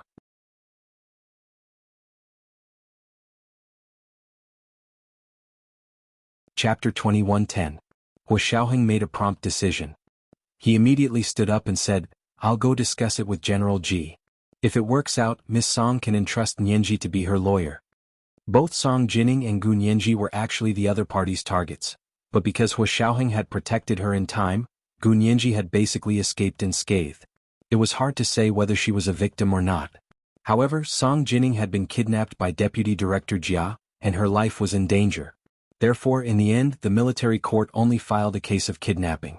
When Lu Jin found out, he said unhappily, "Then my girl was threatened by them for nothing? Uncle Lu, you can help your daughter vent her anger." Hua Xiaoheng smiled teasingly and nodded at Gu Nianji before leaving his study. Lu Yuan held Song Jinning's hand and stood up. He said, "Since we're here, why don't we sign the letter of authorization today?" Gu Nianji couldn't be happier. "I'll go get the contract." She returned to her room and printed out a lawyer's contract on her computer for Song Jinning to sign. Then he made 3 copies and stored them separately. At the same time, the military court would also receive a letter of attorney. In the future, Gu Nianji would be notified of all matters related to Song Jinning's appearance in court. Also, because of Song Jinning's special status, she didn't have to appear in court for this case. Gu Nianji could represent her. On the first day of the Lunar New Year, Hua Xiaoheng took a special car to General Ji's home to pay his New Year greetings. He brought 2 bottles of wine to General Ji's study and smiled as he put down the bottles. "Happy New Year, General Ji." General Ji invited him to sit down with a smile. "You actually have time to come visit me for the New Year. Where's Nianji? Why isn't she here?" "She's busy. You want to start work on the first day of the Lunar New Year." Hua Xiaoheng sat down and said to General Ji in a low voice, "I'm here today for official business." General Ji looked at his serious expression and felt a headache coming on. "Xiaoheng, today is the first day of the new year. Can't you let me rest for a while? We celebrate the Spring Festival, but Americans don't. It's already been 2 months and they're still fighting the jurisdiction lawsuit. Are you really not going to care?" "Why should I care? There are many obstacles in this matter." General Ji sighed. "Old Long and Old Bai were just discussing with me a few days ago whether or not we should be autocratic. Are you saying that some of the higher-ups are opposed to the case being handled in the country?" Hua Xiaoheng actually knew who those people were, but due to the limitations of his authority, he couldn't take the initiative to attack. Helping Gu Nianji push for the early start of the trial was already the best he could do. Moreover, it was because the kidnapped Song Jinning was his mother, so no one would be surprised if he interfered. General Ji nodded and tapped his fingers on the armrest of his chair. With a sullen expression he said, "They're quite capable. They're controlling public opinion. Old Long, Old Bai and I will be blamed at every turn. We can only wait and see for now." "You still want to wait and see?" Hua Xiaoheng repeated Gu Nianji's words. 2 months have passed. That's enough time to make Kevin seriously ill. In this kind of case, Kevin was an American citizen. If he was really diagnosed with a serious illness, China would have to release him immediately and allow the US to extradite him back to China for trial. If he didn't release them, the international public opinion would be very unfavorable to China. General Ji laughed coldly. "Do you think they don't want to? That Kevin was arrested for 2 months and only said one thing, 'I want to see my lawyer.' Other than that, he didn't say a single word. Also, from the day he was arrested, he went on a hunger strike and refused to eat any food including water. 3 days later we had to put him on an 4 drip and replenish his nutrients. Only after his legal team was in place did he start eating." Hua Xiaoheng raised his brows. "So stubborn?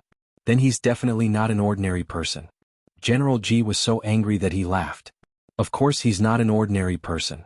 I've never seen an American who could survive the hardcore interrogation of the Security Bureau." Hua Xiaoheng also frowned. "Forget about the Americans. If they were to use all of those methods, more than half of the elites of our Special Operations Forces would die. Those methods were definitely not low-level torture like tiger stools and pepper spray. Instead, they were high-level torture that directly affected the brain's nerves and consciousness. There wouldn't be a single scar on the body, but the person's willpower would be completely destroyed, and the body's health would also completely collapse. However, the seemingly gentle, refined, and handsome Kevin still maintained a clear mind under such torture and didn't say a word. There were only 2 possibilities. One was that he was really innocent. The other was that he really wasn't an ordinary person, but someone who had received special training like Hua Xiaoheng and the others. "We investigated his background and found some interesting things," Hua Xiaoheng said calmly. "I submitted the report 2 months ago." "Yeah." General Ji nodded. "But the jurisdiction lawsuit is still going on, so we can't do anything." "Actually, there is a way." Hua Xiaoheng hesitated for a moment before saying, "Nianji said that both cases can be tried at the same time. While we fight the jurisdiction lawsuit with them, we can also open the court ourselves and try Kevin's felony case of gathering people with guns and suspected kidnapping and murdering an important scientist in our country." "That works."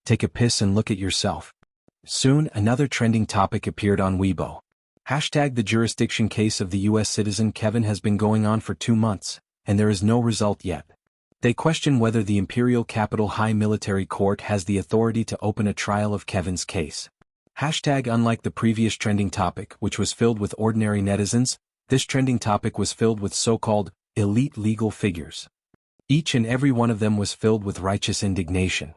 They cited the classics and took out various laws and regulations to prove that the Imperial Capital High Military Court could not hold another session before the jurisdiction case was concluded. Because these people were usually active VIPs on Weibo, the title XXX Lawyer behind the golden crown was very intimidating. Soon, a group of ordinary netizens were also confused.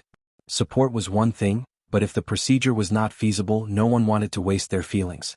Looking at the comments of these elite legal figures, coupled with the help of the fake reviewers, this trending topic soon began to rise. The Imperial Military Court's statement is unreasonable.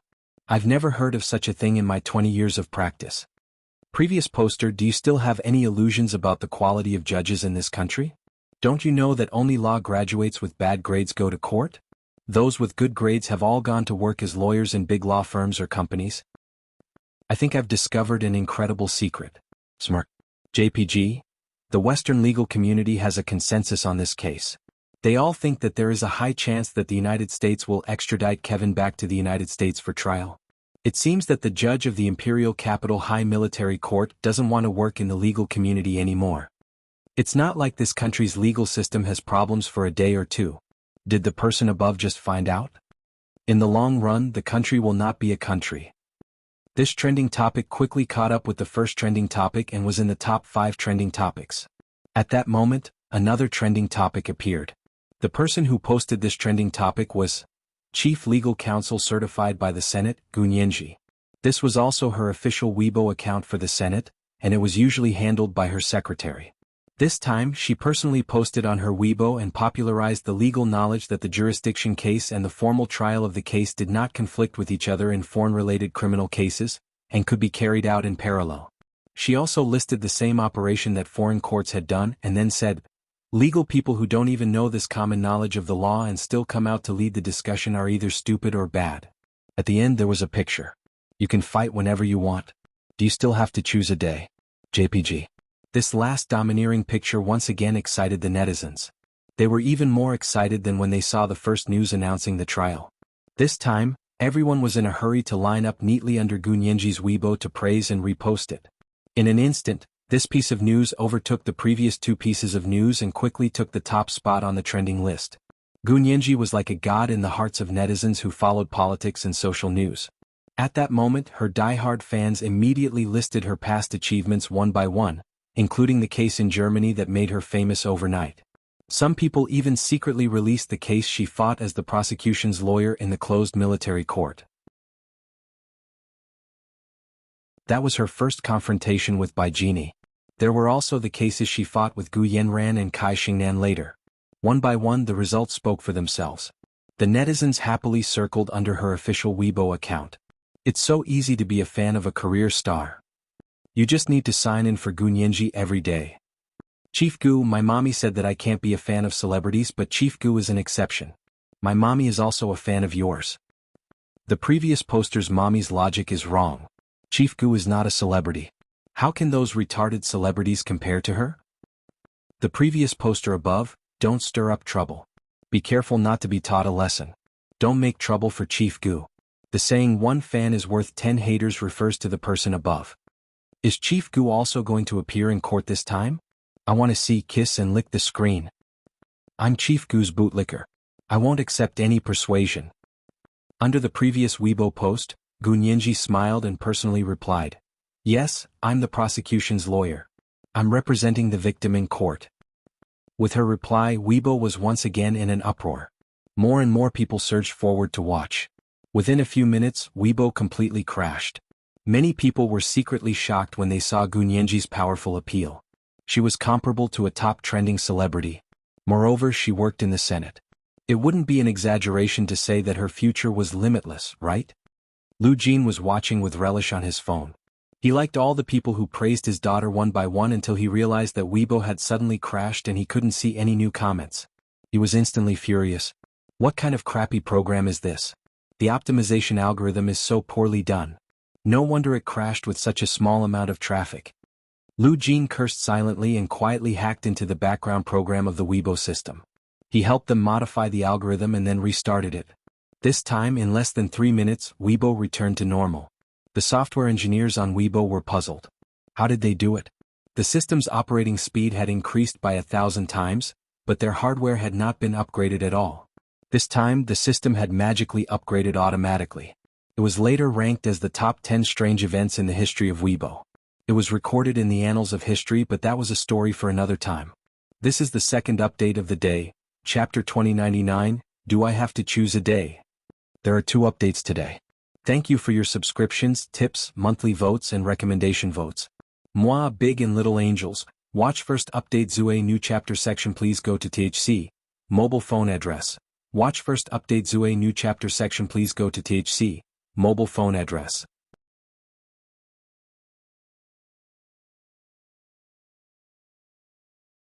Chapter 2112. After posting on Weibo, Gunyenji handed her phone to her assistant and placed it in the locker outside. She then led her team into the Imperial High Military Court. Today's court hearing was very abrupt and different from previous situations. Although notice of the court hearing would usually be given to the defendant and his lawyer in advance, it wasn't necessary. Special cases had to be dealt with in a special way.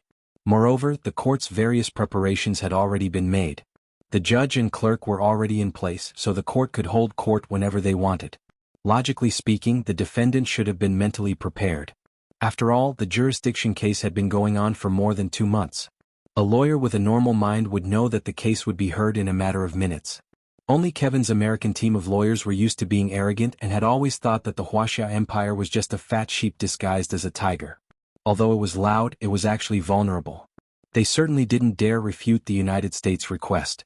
Didn't they see that they had used a jurisdiction case to stall the other party for 2 months? They were already certain that the Wuxia Empire was just embarrassed and was waiting for a way out of this embarrassing situation.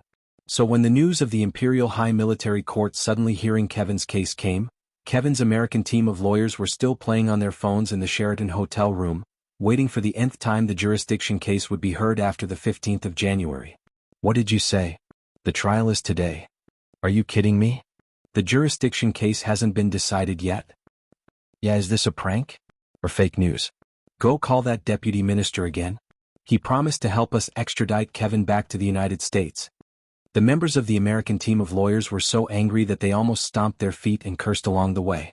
They hurried to the Imperial High Military Court with their own people and were almost late. When they panted into the courtroom, they immediately saw a young woman in an ordinary black suit sitting at the plaintiff's table.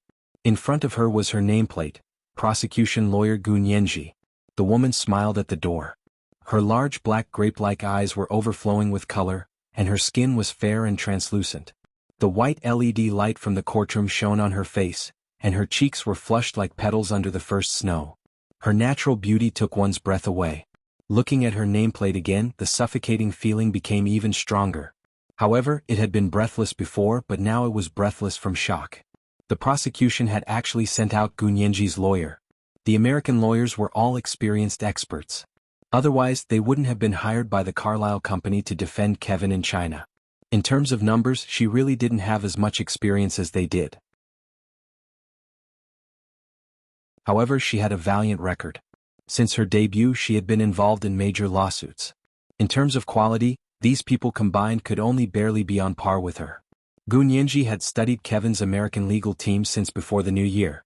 Know yourself and know your enemy and you will always be victorious. She knew both of the people there. One was Smith, who used to be Hijichu's right-hand man and her colleague.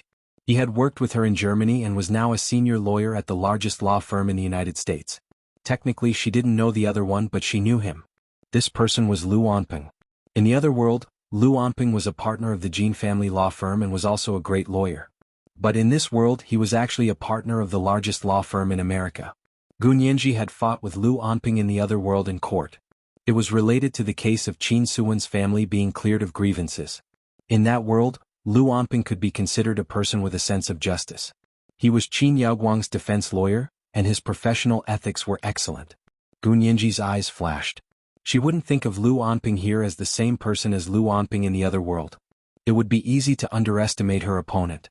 When Smith came in and saw Gu Nianji, he paused for a moment. He smiled and nodded at her before walking to where his defense lawyer was sitting. They had a lot of big lawyers here today. Although Smith was a senior lawyer, he wasn't qualified to actually fight in court. Lu Anping was obviously one of the important members of Kevin's American legal team, because he and two other people were sitting in the front row, and he was sitting in the middle. This was the so-called C position, which was only given to the most important people. After they sat down, the judge banged his gavel and said sternly, "The Imperial Police and Security Bureau, Ms. Song Jining, director of the Imperial Institute of High Energy Physics, is suing the defendant, Kevin Laris, for illegal gun possession, explosion, kidnapping, and premeditated murder. The trial has officially begun." As soon as the judge finished speaking, one of the main members of Kevin's American legal team immediately raised his hand and said, "Objection. Our jurisdiction case is still being heard. This court doesn't have the authority to review this case yet." Gu Nianji looked over without batting an eyelid. The first three defense lawyers sitting in the dock, other than Lu Anping in the middle who was of Chinese descent, the two on his left and right were older men. The nameplate on the left in front of them read, Barrister Arif Larry of Indian descent. The nameplate on the right read, Barrister Paul Creedon, looked like a white man from the south. The first person to raise his hand to object was Arif Larry, an Indian lawyer on the left. Not only did he speak English but he also spoke Chinese quite well. There was only a slight accent, but it didn't prevent him from understanding. The judge's face was expressionless. He raised his hand and asked Gu Nianji, "Counsel for the prosecution, do you have anything to say?" Gu Nianji stood up calmly and said, "Thank you, Your Honor." She then looked at the aggressive Indian lawyer and said, "Mr. Larry, may I ask if you graduated from Harvard Law School in the United States?" "Of course. Aren't you going to check your opponent's resume?" Arif Larry looked Gu Nianji up and down. He was very wary of her. In his opinion, the only people who could compete with Indians in terms of intelligence were Chinese. Gu Nianji was famous and so young, so he had to take her seriously. Gu Nianji had already memorized all this information. She said calmly, "Mr. Arif Larry graduated from Harvard Law School with first-class honors 30 years ago and became a representative of the graduating class. He gave a speech at the graduation ceremony and was once ranked number 1 on the New York Times annual list of law graduates." "You know a lot about this." Arif looked at her coldly and became even more wary. "Yes, of course I do." Gu Nianji spread her hands. "But I don't understand. You have such a good education background. Why don't you know that when it comes to foreign-related criminal cases, the trial of jurisdiction and the trial of formal cases are never one or the other? You are from Washington, D.C., the capital of the United States. As far as I know, Washington, D.C., tried 3 criminal cases related to foreigners in 20X, 20Y, and 20Z. The dispute over territorial jurisdiction and personal jurisdiction ran through the entire trial process. With the precedent, of course we can do it at the same time." Arif's eyes widened in surprise. "But that case happened in the United States. Of course it can be tried at the same time. And this case happened in the Wuxia Empire. Do you think you have the right to follow our American precedent? In short, if you don't clarify jurisdiction, you have no right to try cases related to us Americans." This was the first chapter of the day, chapter 2100, The Fat Sheep Disguised as a Tiger. There were 2 chapters today. At 9 o'clock in the evening. Moi, everyone, little angels.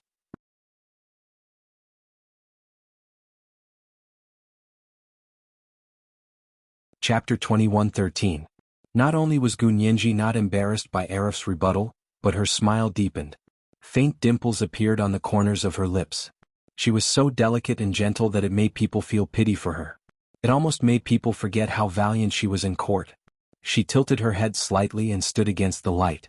She raised her hand and clapped twice, then said with a smile, "So Mr. Larry also thinks that we shouldn't follow American precedents, but should follow Wuxia Empire's laws and precedents." "That's exactly what I thought." "That's great." Before the other party could react, Gu Nianji quickly said, "The defense lawyer, Mr. Arif, and I have reached an agreement. According to Wuxia Empire's laws, this foreign criminal case occurred in Wuxia Empire, and the kidnap and premeditated murder victims were also Wuxia Empire citizens. They also killed many of our soldiers, so our Wuxia Empire's high military court has complete and inseparable jurisdiction over this case. She paused for a moment and watched as Arif's dark red face turned purple. Then she slowly said, "Previously, we allowed you to fight the jurisdiction lawsuit for 2 months because we were giving you face and taking care of your emotions. Do you think we really thought that there was a dispute over the jurisdiction of this case? I think there's no need to fight anymore. Why waste money and manpower?" Turning to look at the judge in the courtroom, Gu Nianji stopped smiling and said seriously, "Your Honor, please allow me to represent my client, Ms. Song Jining, and the Imperial Military to sue Kevin Laris, an American citizen, for illegal gun possession, explosion, kidnapping, and premeditated murder on Christmas Eve." An imperceptible smile flashed in the judge's eyes. With a normal expression, he knocked the gavel and said, "Agreed. Prosecution lawyer, please state your case." Arif finally reacted and immediately shouted without any regard for anything else, "Objection. Jurisdiction is jurisdiction and this is another case. We can't interfere with another case here. That's against the spirit of the law." Arif had learned his lesson. He no longer mentioned American precedents, and directly used the universal spirit of the law to speak. Gu Nianji shrugged and said nonchalantly, "Fine, I won't interfere, but we're talking about this case now. Can't you be a little more polite and give the prosecution a chance to speak?" Her display of weakness caused a huge reaction both inside and outside the courtroom. This case was heard by the Imperial High Military Court.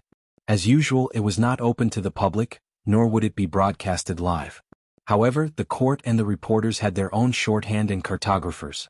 They could write down every word that was said in the court and use the pictures to carry out a text broadcast on the internet. Many people did not expect that in this modern era, where one could watch countless interesting live streams on their mobile phones, there would be so many people watching text streams with relish. It was as if they had returned to the ancient era of MUDs. At that time there were no colorful game graphics like now. Only text description of the progress could be played all night. The official Weibo of the court, which was broadcasting the text live, was crowded with netizens, and the screen was flooded with comments every minute. Fortunately, the Weibo system had been automatically upgraded. It was impossible for it to crash, not in this lifetime. He could only tell the outside world that the artificial intelligence of the Weibo system had reached a new level to deceive everyone. When the netizens saw Gu Nianji's weak words, they didn't think that she was useless. Instead, their sympathy was aroused. "This American lawyer is asking for a beating. You're defending a suspect. Those who didn't know better would think that he was the victim. He's screaming louder than the victim. You should know about the American double standards. It's delicious when eaten with a long arm. It's called the public dog food of the century. Dogs that don't kneel properly won't be fed. Chief Gu, don't give them face. Don't let them live. Beat them to death. Previous poster, it's too bloody, but I like it." Everyone outside the court was agitated. Many people inside the court also looked down on the American team of lawyers. Lu Anping glanced at Arif to his left and coughed. Lu Anping was the true chief defense lawyer in this team of lawyers. No matter how indignant Arif was, he had to give Lu Anping some face. He swallowed his anger and snorted. He sat down and didn't say anything else. Gu Nianji politely saluted all the people in the courtroom, then looked at Kevin, who was sitting in the defendant's dock. After more than 2 months of detention, Kevin, who had originally been elegant and handsome, looked very haggard. His face was a little pale, but it wasn't the bright white that Wuxia people liked. Instead, it had a kind of light gray to it, like it was a dirty white that was brewed from poor quality lotus root starch. His eye sockets were sunken, and the dark circles under his eyes looked like he hadn't slept for many days. He was also very thin, like a bamboo pole. The black suit on him was obviously empty, like a clothes hanger. He was no longer as carefree and almost frivolous as before. He was very quiet now, and his eyes were almost lifeless as he sat in the court. It was obvious that he was deliberately showing weakness. Perhaps he was pretending to be a mental patient. Gu Nianji silently evaluated Kevin's state in her mind and began her statement. "Your Honor, ladies and gentlemen inside and outside the court, today I represent my client, Director Song Jining of the Institute of High Energy Physics, and the military to sue Kevin Laris, an American, for kidnapping and premeditated murder on Christmas Eve." As Gu Nianji spoke, she gestured for the technician in the court to dim the lights and connect the computer in front of her to the big screen. She began to play the video taken from the surveillance cameras that day. She saw Kevin, surrounded by a group of mercenaries comparable to the regular army, fleeing in panic outside the city. Gunshots rang out continuously, crackling like firecrackers in the quiet night. Gunyenji switched the screen and split it into two. One side played the video taken by the surveillance cameras along the way that night, and the other began to explain the weapon. Italian Beretta Model 92F pistol, U.S. military issue, also known as M9. The bullets used in this gun are 9mm Barabellum bullets. The pistol is 217mm in length and has an effective range of 50 meters. High accuracy, good performance, extremely low battle damage, and repair takes less than 10 minutes. It comes with a silent device, and the paint is very suitable for use at night. According to our country's ordnance experts who studied the bullet holes and ballistic curves at the scene, as well as seized evidence, this type of issue was the main gun used by Kevin's side in the Christmas Eve gunfight. He killed 5 of our soldiers and seriously injured 7. As Gunyenji spoke, she clicked the mouse and a second gun appeared on the screen. This time it wasn't a handgun but a sniper rifle. This is today's first chapter, Chapter 2101, exactly as I thought. It's 2 o'clock today. To remind everyone of the recommendation votes. It is said that there will be double monthly tickets at the end of the month. Dear friends, you can keep your monthly tickets. Moi, everyone, little angels. Genius 1 second, remember site address. Mobile version, M.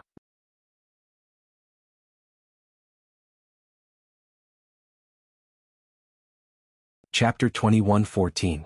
The second model looked similar to a regular rifle, except that the barrel was longer and the scope was more accurate. Gunyenji introduced the British M225B4 sniper rifle. There are 3 of them designated for the British Special Forces. The barrel weighs 6.7 kilograms, is 1.4 meters long and has a caliber of 8.6 millimeters. Compared to a regular sniper rifle, this model is lighter and more accurate. It has also been modified to be comparable to an anti-material sniper rifle and has an effective shooting range of 2,400 meters. It once killed 5 enemies at a distance of 1,600 meters in 30 seconds. The anti-material sniper rifle is extremely powerful and can even penetrate tanks and armored vehicles. Gunyenji paused and said with a serious expression, "In this case there were only 3 of these sniper rifles, but they injured 15 of our soldiers in 5 minutes. They were the weapons that injured the most of our soldiers this time. Our soldiers all wear bulletproof vests, but normal bulletproof vests are completely useless against an enemy with an anti-material sniper rifle." Her introduction caused another uneasy commotion inside and outside the courtroom. Kevin's case could be said to be filled with blood. Lu Onping saw that the situation wasn't looking good and quickly raised his hand. Objection. My client, Kevin, was in the process of being hunted by your country's military for no reason. His bodyguards were only doing what they were supposed to do. The firearms and equipment listed by the prosecution's lawyer have nothing to do with my client. Lu Onping had obviously made ample preparations. He also showed the photos and videos of the scene at the time and argued, Kevin is a senior executive and major shareholder of Carlyle International Investments. His net worth determined that he couldn't be as defenseless as a normal person. He hired a world-class security team to protect his life and property. As for what his security team did to protect him, it has nothing to do with my client.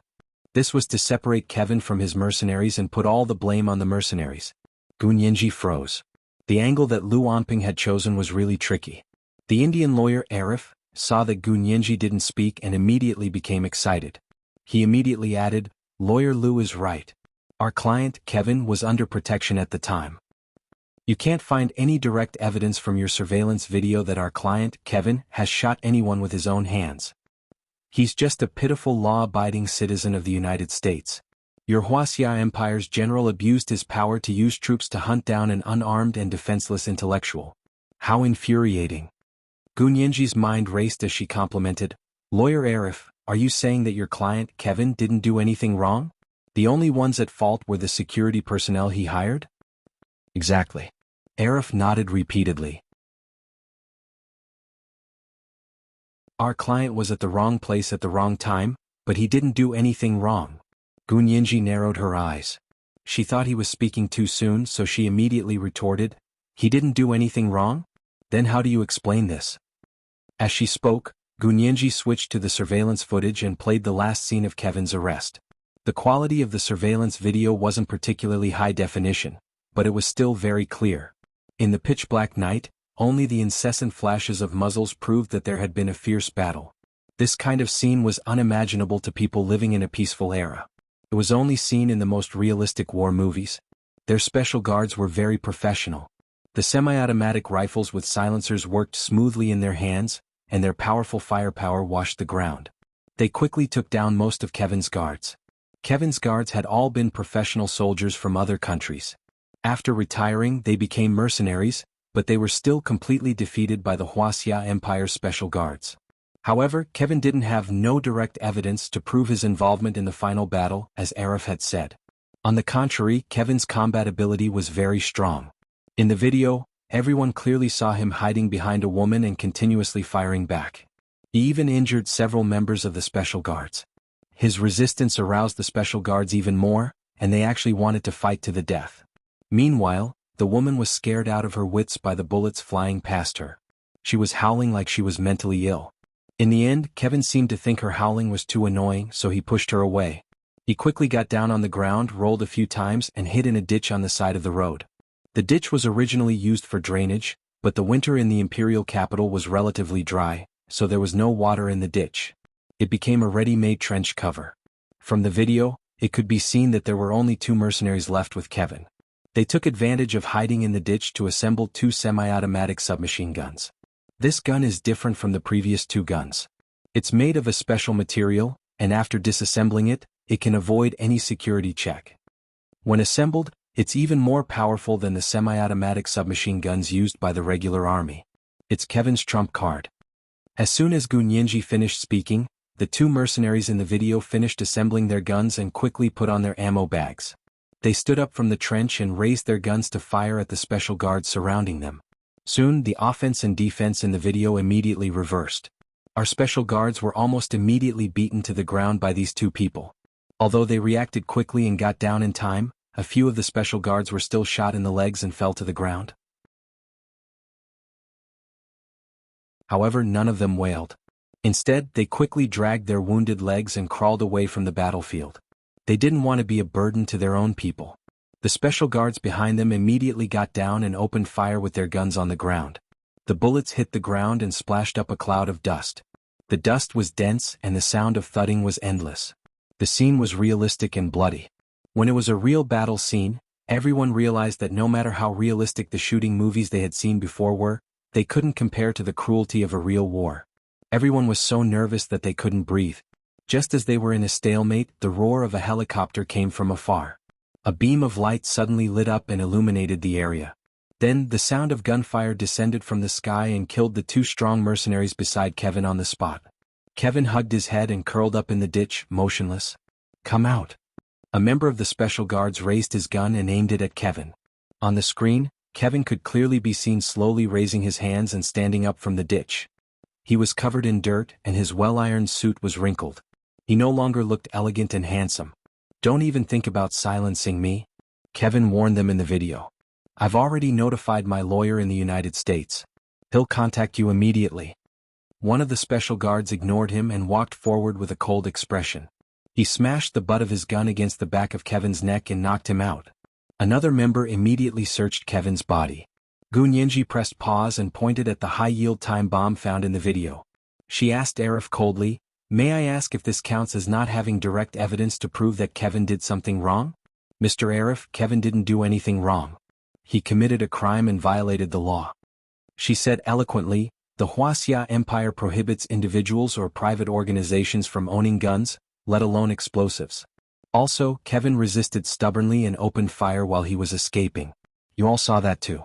Are you still going to say that it wasn't his fault and that it was all his security team's fault?" Even Kevin's team of American lawyers had never seen the last scene of his arrest. They were all dumbfounded when they saw it. Kevin hadn't told them anything about this at all. But now that things had come to this, they couldn't push the blame onto the person involved just because the person didn't say anything. After all, people in their line of work were mentally prepared that the person involved would definitely lie. Good lawyers also had their own rules for dealing with situations like this. Lu Anping was the first to stand up and said calmly, "I have evidence that Mr. Kevin Laris was indeed acting in self-defense. Also, he was recently appointed as a cultural counselor by our country's Ministry of Foreign Affairs.